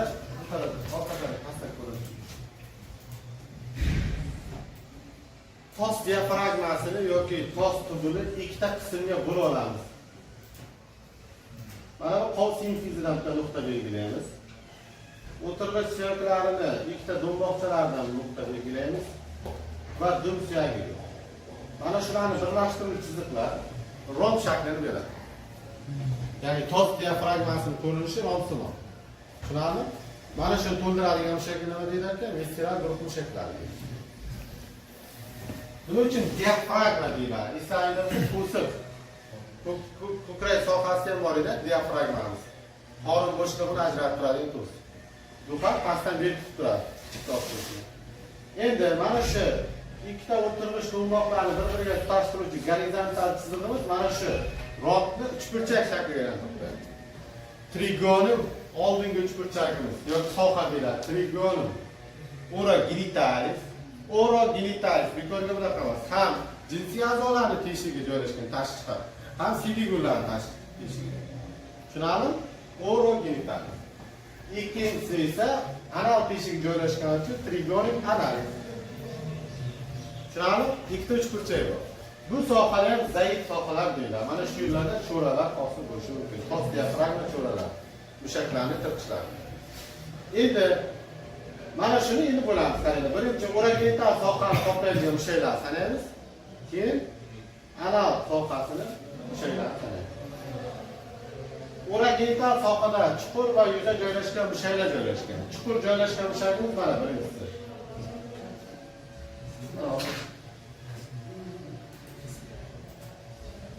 Musculus transversus perineus profundus. Chuqur joylashgan ko'ndalang tos diafragma mushagi. Mana. Bu to'ldirib turadi. Mana shu orogental sohani. Tushunarli? Ko'tarib turadi. Va undan tashqarida joylashgan boyagi o'tirg'ich suyaklari do'mbog'idan tortilgan ingichka tog'larli mushagimiz mana shuni yuza joylashgan. Ko'ndalang mushagimiz yuza joylashgan. Undan keyin markazda o'rtaroqda tashqarida joylashgan erkaklarda musculus bulbus spongios joylashgan. Bu jinsiy a'zolarda o'tganlarning aniqlama desasizlar, bu ikkalasi ikkita mushagimiz chok hosil qilib bitishadida olat jinsiy erlik olatini tok, ovat, kinchat, kasr hosil qilishda qatnashadi.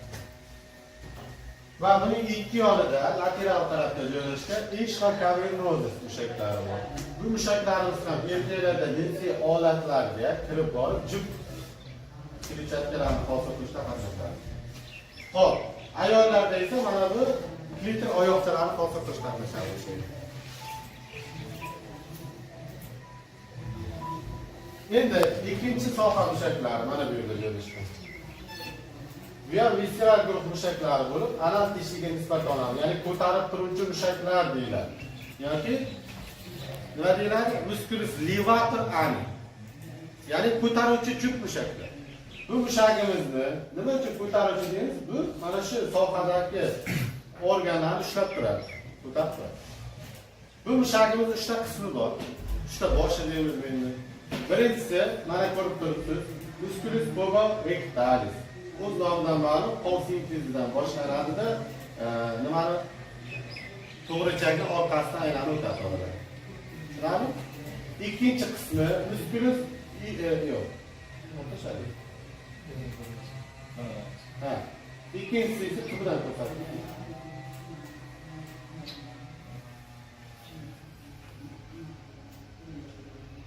Mana bu yerda puborectalis.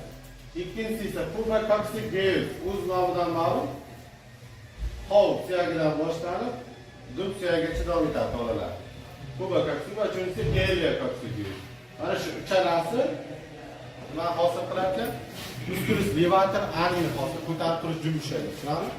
Bularning hammasi nima ekan? Visceral guruh mushaklari ekan.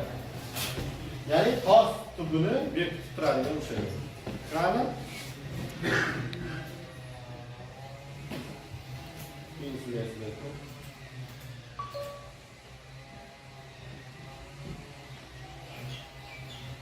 Mana shu şeyler. Mana aytgan şeylerni. Mana sanab o'tgan şeyler. Mana birinchi tushuncha. Boyaki ikkinchi tushuncha. Grigoriy analiz. Endi mana bu yerga yetib keldik. Tos sohasini etajlari. Tos sohasida oddiy tilda esa 3 qavatli uyga o'xshatish mumkin. Mana bu qanaqa qismi? Frontal qismi. Mana bu qismi. Bunda ko'rinish. Mana bu nima? To'g'ri ichak. Mana bu ustimiz devorda qani bekorga aytmayapman, chunki etajlarni shular orqali chegaralagan. Birinchi etajimiz nima deyiladi? Kavun pelvis peritoneal, ya'ni qorin parda bilan o'ralgan a'zolar etaji. Ya'ni katta tos bo'shlig'idagi a'zolar bor, qorin parda bilan o'ralgan. Qorin parda etaji deyiladi. Buni tushlikda ko'rsataylik. Bu etajimizda tos bo'shlig'ida joylashgan a'zolarni qorin pardaga o'ralgan qismlari joylashgan bu etajda.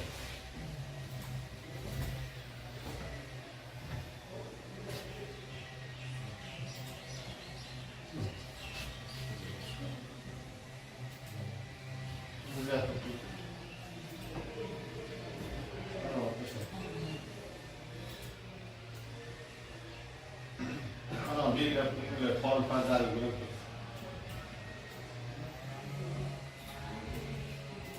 mana. Yaxshilab e'tibor bersanglar, mana bu birinchi etajimiz. Kavun pelvis peritoneal, mana bunday yuqori. Bu yerda bilasizlar, katta tos bo'shlar boya sanagan a'zolarimiz. Mana bachadon, bachadon mana. Bachadonning ortig'i sintapiya bo'yicha ketaylik. Oldidan sintezga qarab. Birinchi silik fag ayollarda, undan keyin bachadon, undan keyin rektum to'g'richa. Demak, to'g'richada qaysi qismlar qarab o'ralgan? Yuqori qismi intraperitoneal, kuchi ham bor. Keyingi ampulla qismi mezoperitonal, pastqisi ekstraperitoneal. Bizda qorin pardaga tegishli qismi kerak mana. Bundan tashqari bachadon qarab o'ralgan qorin pardaga mezoperitonal, old va ikki yoq.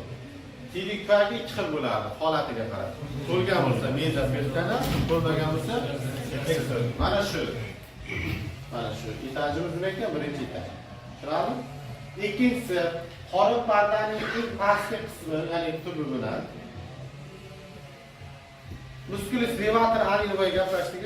Shuni ustidan o'rab turadigan faksiya bor edi. Mana shu faksiya oralig'ida ikkinchi etaj joylashgan. Kavun pelvis subperitoneal. Qorin parda orta etaj. Bu yerda ham nima joylashgan? Kichik tos bo'shlig'idagi a'zolar joylashgan. Qorin parda bilan o'ralmagan a'zolar. Mana oldinda birinchi ayollarda silik fagi, bachadon bo'yni, qin, to'g'rimi? Bachadon ortig'i ham to'rtkilar va to'g'richakning pastki qismi. Mana bu. Erkaklarda esa mana bu yo'q, faqat silik fagi, urug' parchasi, urug' yo'llari to'rtkilar. Bu etajga tushiradi va yana bir narsani to'rtkilar, bu yerga keladigan qon tomir, bu yer limfa tizimlari. Shu etajga to'rtkilar. Va eng pastki etajimiz 3-etaj. Bizda teskari yo'nalishlik ham, uylarda esa yuqori etaj deyiladi. Barcha hazm qilish sistemasi, sidik chiqaruv yo'llari, ayr sistemasi va a'zolarning sistemasi tashqi teshiklari joylashgan etaj. Yoki oraliq sohasining terisidan muskulit levator anining pastki faksiyasi, ya'ni mushagimiz mana shu joylashgan ustidan o'ralgan. Ostidan o'ralgan. Ostki faksiyasining orasidagi joylanadi. Bu yerda nimalar joylashgan? Mana shu a'zolarning chiqish yo'llari joylashgan bo'ladi. Tushunarlimi? Shu tamam sizga. Mana dinamika. Bu yerda qaranglar, biz qorin pardani o'ralishni gapirib ketaylik. Ayollarda bo'layotgan bo'lsa, qorin parda yuqoridan pastga a'zolarni o'rab kelgandan keyin mana a'zoga yaqinlashganda visceral varaq hosil qiladi.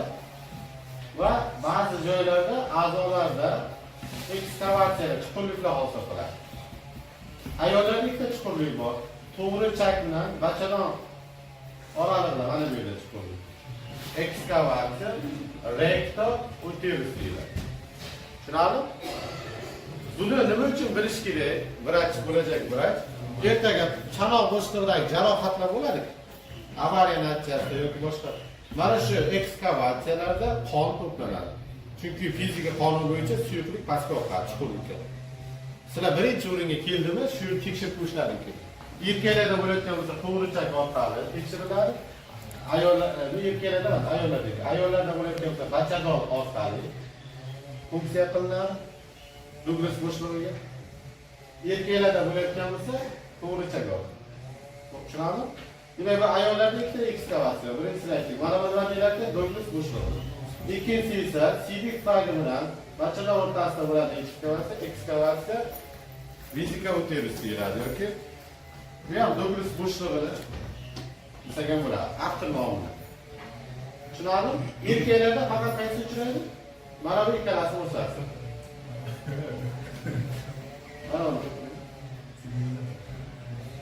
Mana bu yerda bor. Deylar. Endi biz nimaga o'tamiz? Mana shu a'zolarning faksiyalar bilan o'ralishiga. Hozir qorin pardani o'ralishini gaplashdik. Faksiya bilan o'ralishi.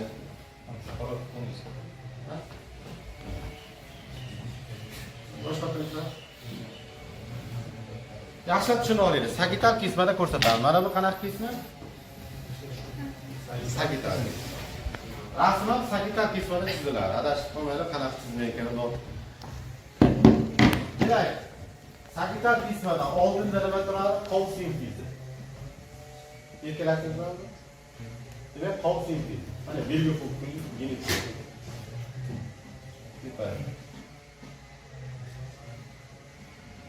Mana qo'l simfizi. Orqada esa dumg'aza suyaklarimiz va dum. Tushunarli. Sagital bilan ko'rish. Endi Isroilda bo'lsa qorin bo'shlig'ida, ya'ni cavitas abdominalis ichkarida nima o'ralgan? Fascia endabdominalisini o'ralgan. Ya'ni mana shu qonamiz cavitas abdominalis bo'lsa, qorin bo'shlig'ida ichkaridan o'raladi. Fascia endabdominalis. Bu faksiyamiz qayerga uchrashiga qarab nomini o'zgartiradi, to'g'rimi? Qaysi a'zoni qoplovchi etadi. Demak, shu faksiyamiz yuqoridan keladi, qo'l simfizdan o'tgandan keyin linea terminalis degandan keyin ismini o'zgartiradi. Nima deyiladi faksiya? Faksiya endopelvic. Tushunarli? Tos. Bu faksiyamiz tosni devorini o'raydigan varag'i bor, a'zoni o'raydigan varag'i bor. Ikkita varaq hosil qiladi. Tos devorini qoplovsa, yerdagi shaylarni qoplovsa nima deyiladi? Parental varaq. Tushunarli? A'zoga yaqinlashganda nima deganadi? Visceral varaq. Qaranglar, keldi. Mana parental varaq tos ichkarisini qoplovchi devorini va mana erkaklarda prostata bezi, silik pay. Demak, prostata bezi va silik payni qoplab o'tadi. To'liq visceral varaq. Mana shu yerda birinchi hosilani hosil qiladi. Mana buni nima deyiladi? Pirogov ritsi blok deyiladi. Tushunarlimi? Ya'ni sizlarga savol bersak, pirogov ritsi blok qanday hosil bo'ladi desak, faksiya endopelvinaning visceral varag'i, prostata bezi va silik payni to'liq qoplovchidir. Tushunarlimi? Blok deganda pista qo'l qoplaydi, perchatga taqqanlarni qanday qoploladi bo'ladi? Shunga o'xshagan qoplash. Bu yana tos diafragmasi shu yerdan parental varaqqa aylanadi. Mana bu yerda. Va mana shu yerda bitta narsani tushunaylik, qorin pardani ekskavatsiyasi bor edi yuqorida. Erkaklarda bo'layotgan bo'lsa, rector vesical. Ha?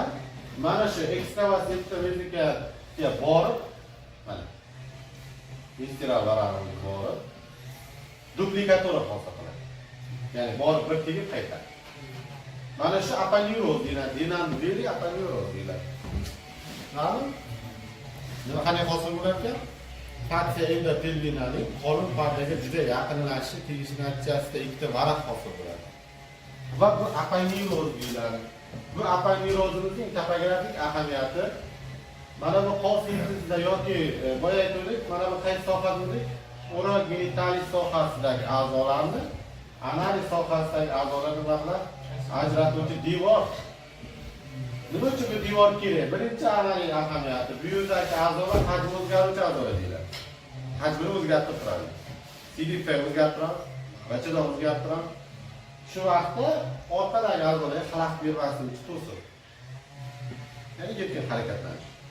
Bundan tashqari yirik jarayonlar bo'lsa yoki bu yerda jarohat bo'lib sidik yoki qon ajralmalari chiqsa, orqa, ya'ni trigonium analiz yoki ligio analiz sohasi a'zolarga o'tib ketmasligini ta'minlaydi. Tushunarli? Bu aponeuroz. Va keyingisi Visceral varag'imiz to'g'ri chapga yaqinlashib, uni ham g'ulob shaklida o'raydi. Va mana shu yerda unused g'ulob hosil bo'ladi. Tushunarlimi?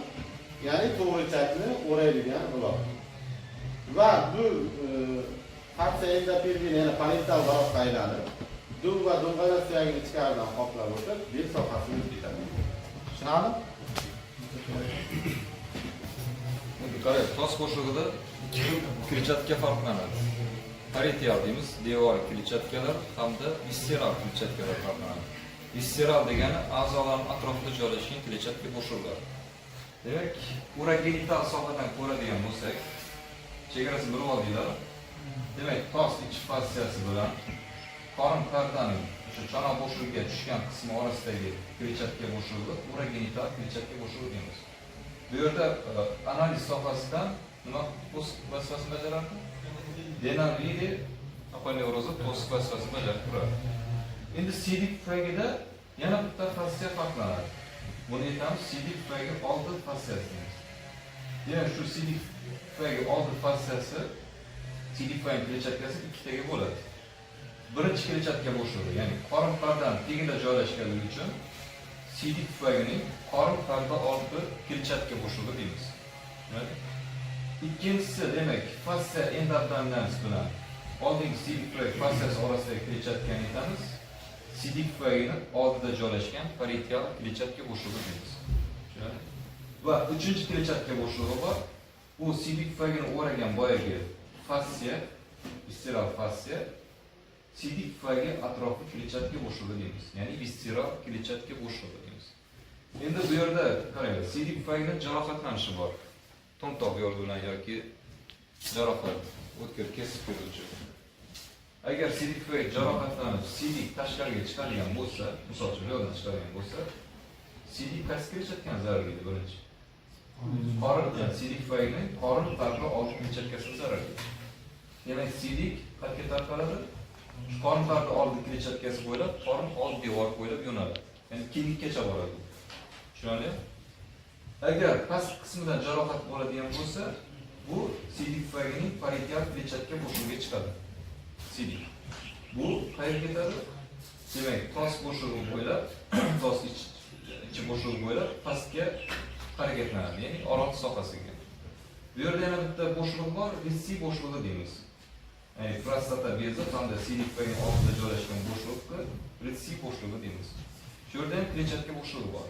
Buni kletchatkasi zararlashi mumkin. Agar sidik tufayning atrofi, ya'ni visceral kletchatka bo'shlig'ida zararlangan bo'lsa, bu sidikni nima qiladi? O'sha sidik tufay atrofidagi kletchatkaning zararlanishiga olib keladi. Endi to'g'ri ichakli kletchatkalar to'xtaladigan bo'lsak, to'g'ri ichakni ikkita kletchatkasi farqlanadi. Uchta.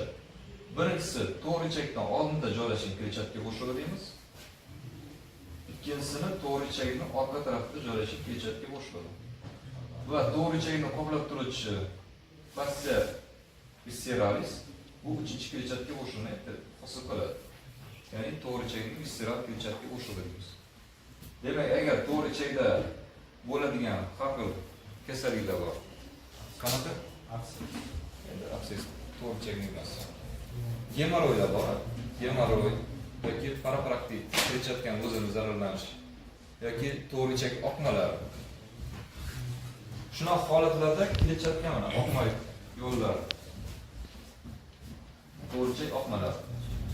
Demak, mana shu sohadagi yiringli yaralanish jarayonlarida vaqtida davolanmasa, nima qiladi? Devor butunligini buzib, to'g'ri ichak oqmalarini hosil qiladi.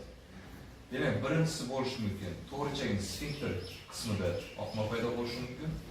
Ikkinchisi transsfinkter deyiladi, ya'ni to'g'ri ichak sfinkterining tashqarisida joylashgan oqmalar. Uchinchisi mana bitta to'g'ri ichak sfinkteridan yuqorida joylashgan oqmalar mavjud. Va to'g'ri ichak bo'shlig'iga ochiladigan oqmalar ham bor. Demak, yiringlik tarqalishi oqmalar hosil bo'ladigan bo'lsa, demak to'g'ri ichak bo'shlig'iga ketishi mumkin yoki pararektal kletchatka bo'shlig'i deymiz ham qismini yoki qorin poyaga rasm qo'yiladi. Yo'q, sizga nima bor?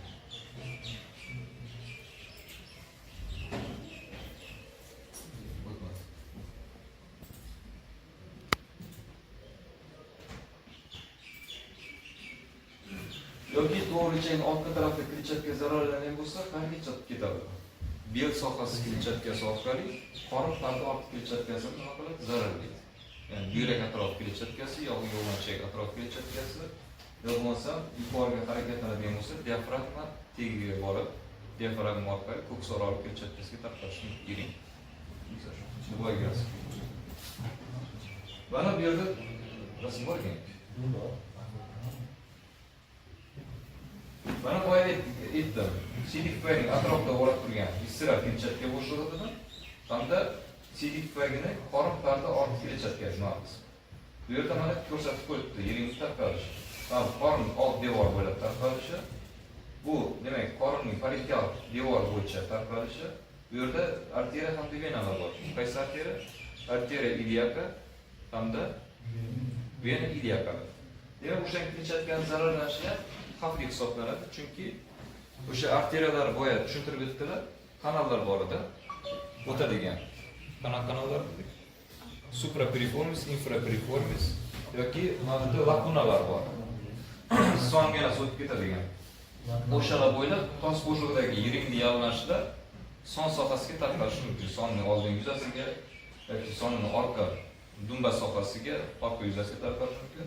Yoki mana bu ko'rib turibsizlar, obturator kanal bor dedik, to'g'rimi? Obturator kanal orqali sonning medial sohasiga yiring tarqalishi mumkin.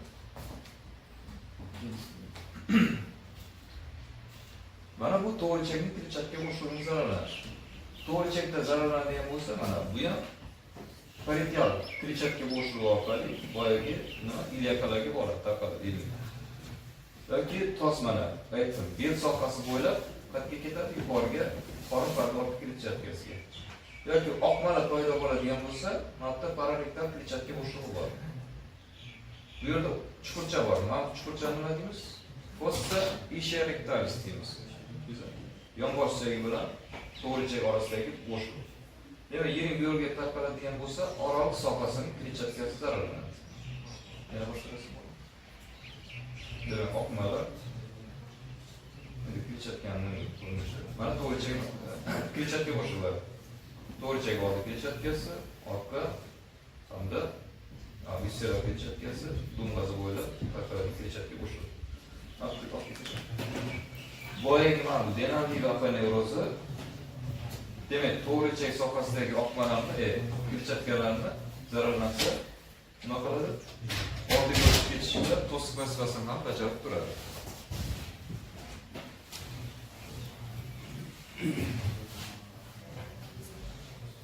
Amaliyotlar qisqacha bo'lib o'taylik. Xo'p, har qanday vrach o'qta kafedrasiya keldimi, xirurg bo'lmagan taqdirda hamma qilish kerak bo'lgan amaliyotlarni o'tib ketish kerak. Umumiy amaliyotlar bor. Barcha vrachlar, afsuski biz amaliyotda yo'qlashib ketyapmiz. Vrachlar shoshib qoladi. Oddiy sidik tufayli funksiya qilish amaliyoti qilolmay hamshiraga yarim o'tiradi. Buni hamshira sizlardan so'rash kerak.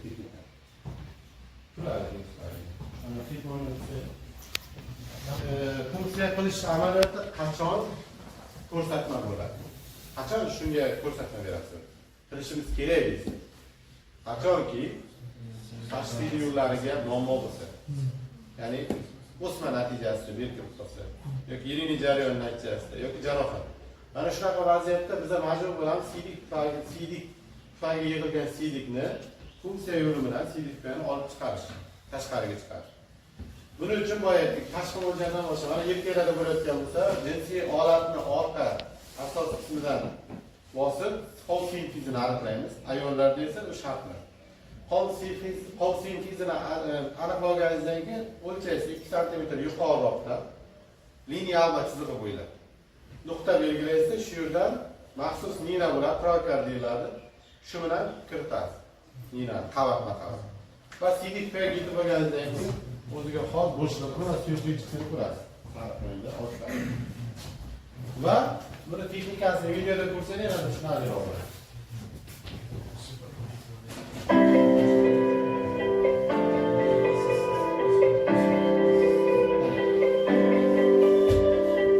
Kateterimizdagi simli qismi bilan mayoq vazifasini bajaradi. Ya'ni buni ko'rsatib, buni olib tashlaysizlar.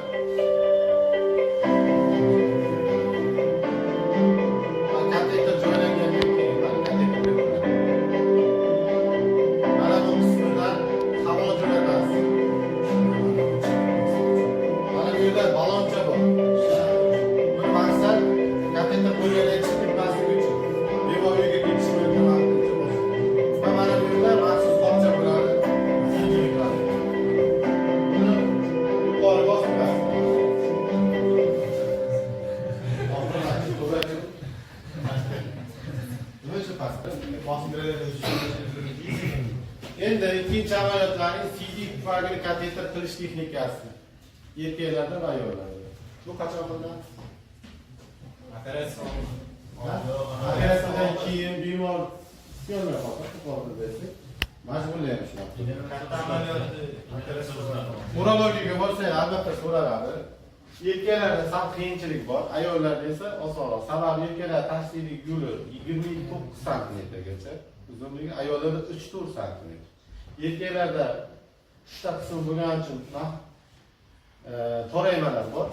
Ayollarda esa bunaqa holat yo'q. Shuning uchun ayollarda kateterlash osonroq. Demak, jinsiy olatni manipulyatsiya qilib kiritamiz kateter. Dastlab tek holatda ishlab kiritiladi. Bu pars, kavernoz qismidan o'tguncha. Undan keyin mana bu yerda tos diafragmasida o'tadigan pars membrana qismi bor. Bu yer 1.2 sm keladi. Shu yerdan o'tishda sal qiyinchilik bo'lgani uchun jinsiy olatni orqaga tortamiz. Undan keyin pars prostatikaga yetib kelgandan keyin yana bitta torayma bor, mana shu yerda prostata bezidan o'tadigan. Bu 2 sm, 3 sm. Mana shulardan o'tishda qiyinchilik bo'lgani uchun jinsiy olat manipulyatsiya qilinib, kateter kiritiladi. Videoda ko'rasizlar.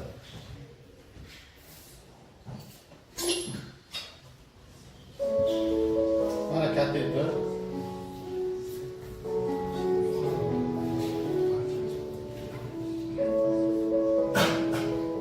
Asli usuli bo'yicha qo'lni tozalayapti.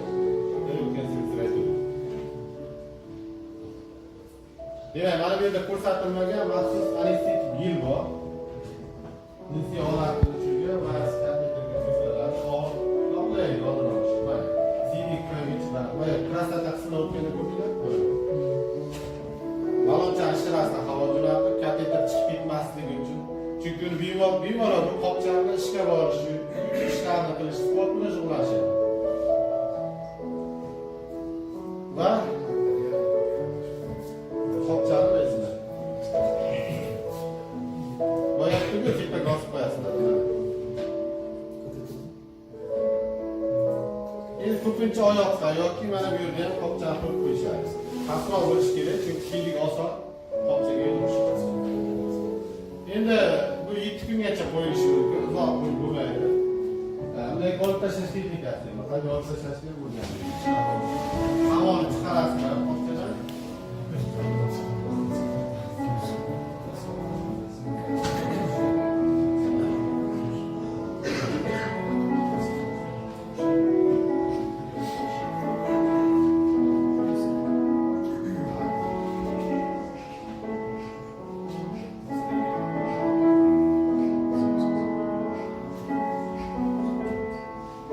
Katta tezlikni olib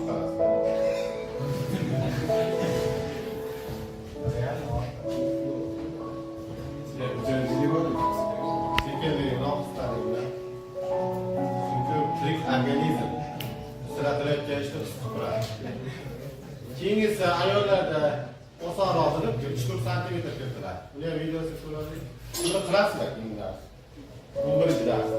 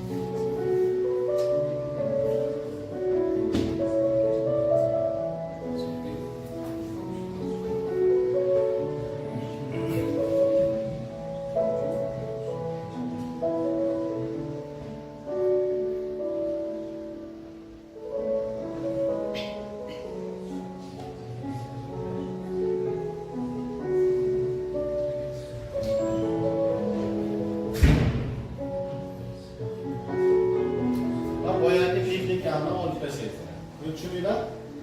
Keyingisi.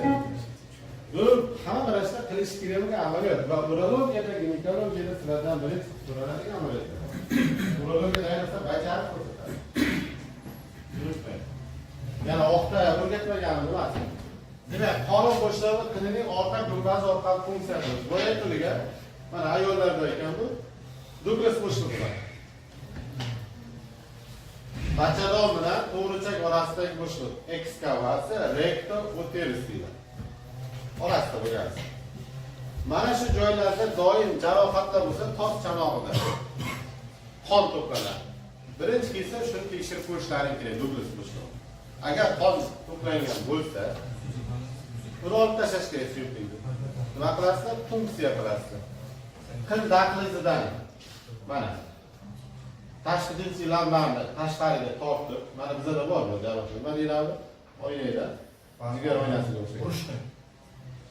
Va ikkinchi tarafda assistentimiz bachadon bo'ynini tashqariga tortib turadi. Talab qilmaslik. Uzun nina traktor bilan kiritiladi. Nina mana shuni teshib o'tib, biz suyuqlikni olib tashladi. Tushunarlimi? Buni ham bilishlarga erkalarda esa va to'g'richaga o'tadi. Buni ham videosi bor, ko'ringlar. Mulyaj bizda bor lekin. Puncture of the posterior fornix of the vagina. Indications. Determination of the free fluid to Douglas pouch. Equipment. First is Konsank, gynecological shredder's clamp, puncture needle, Janus syringe, gynecological speculum, sterile cotton swabs, gauze, and antiseptic solution. Procedure technique. Ask the patient to lay down on a gynecological chair. Clean external genitalia with antiseptic solution.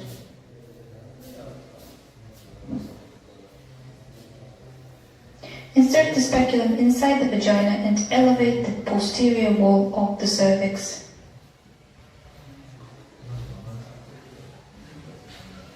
Clamp the posterior wall with gynecological shredder's clamp and pull towards you.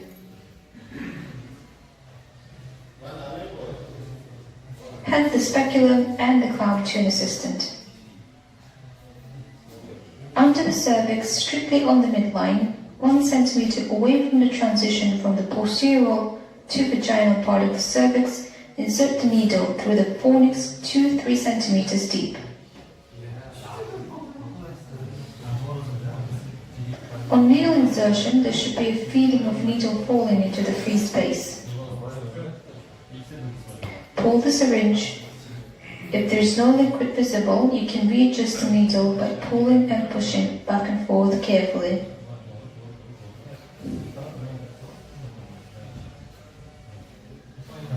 Pull the needle out, clean the area with antiseptic solution after the procedure. Send the sample to the laboratory testing.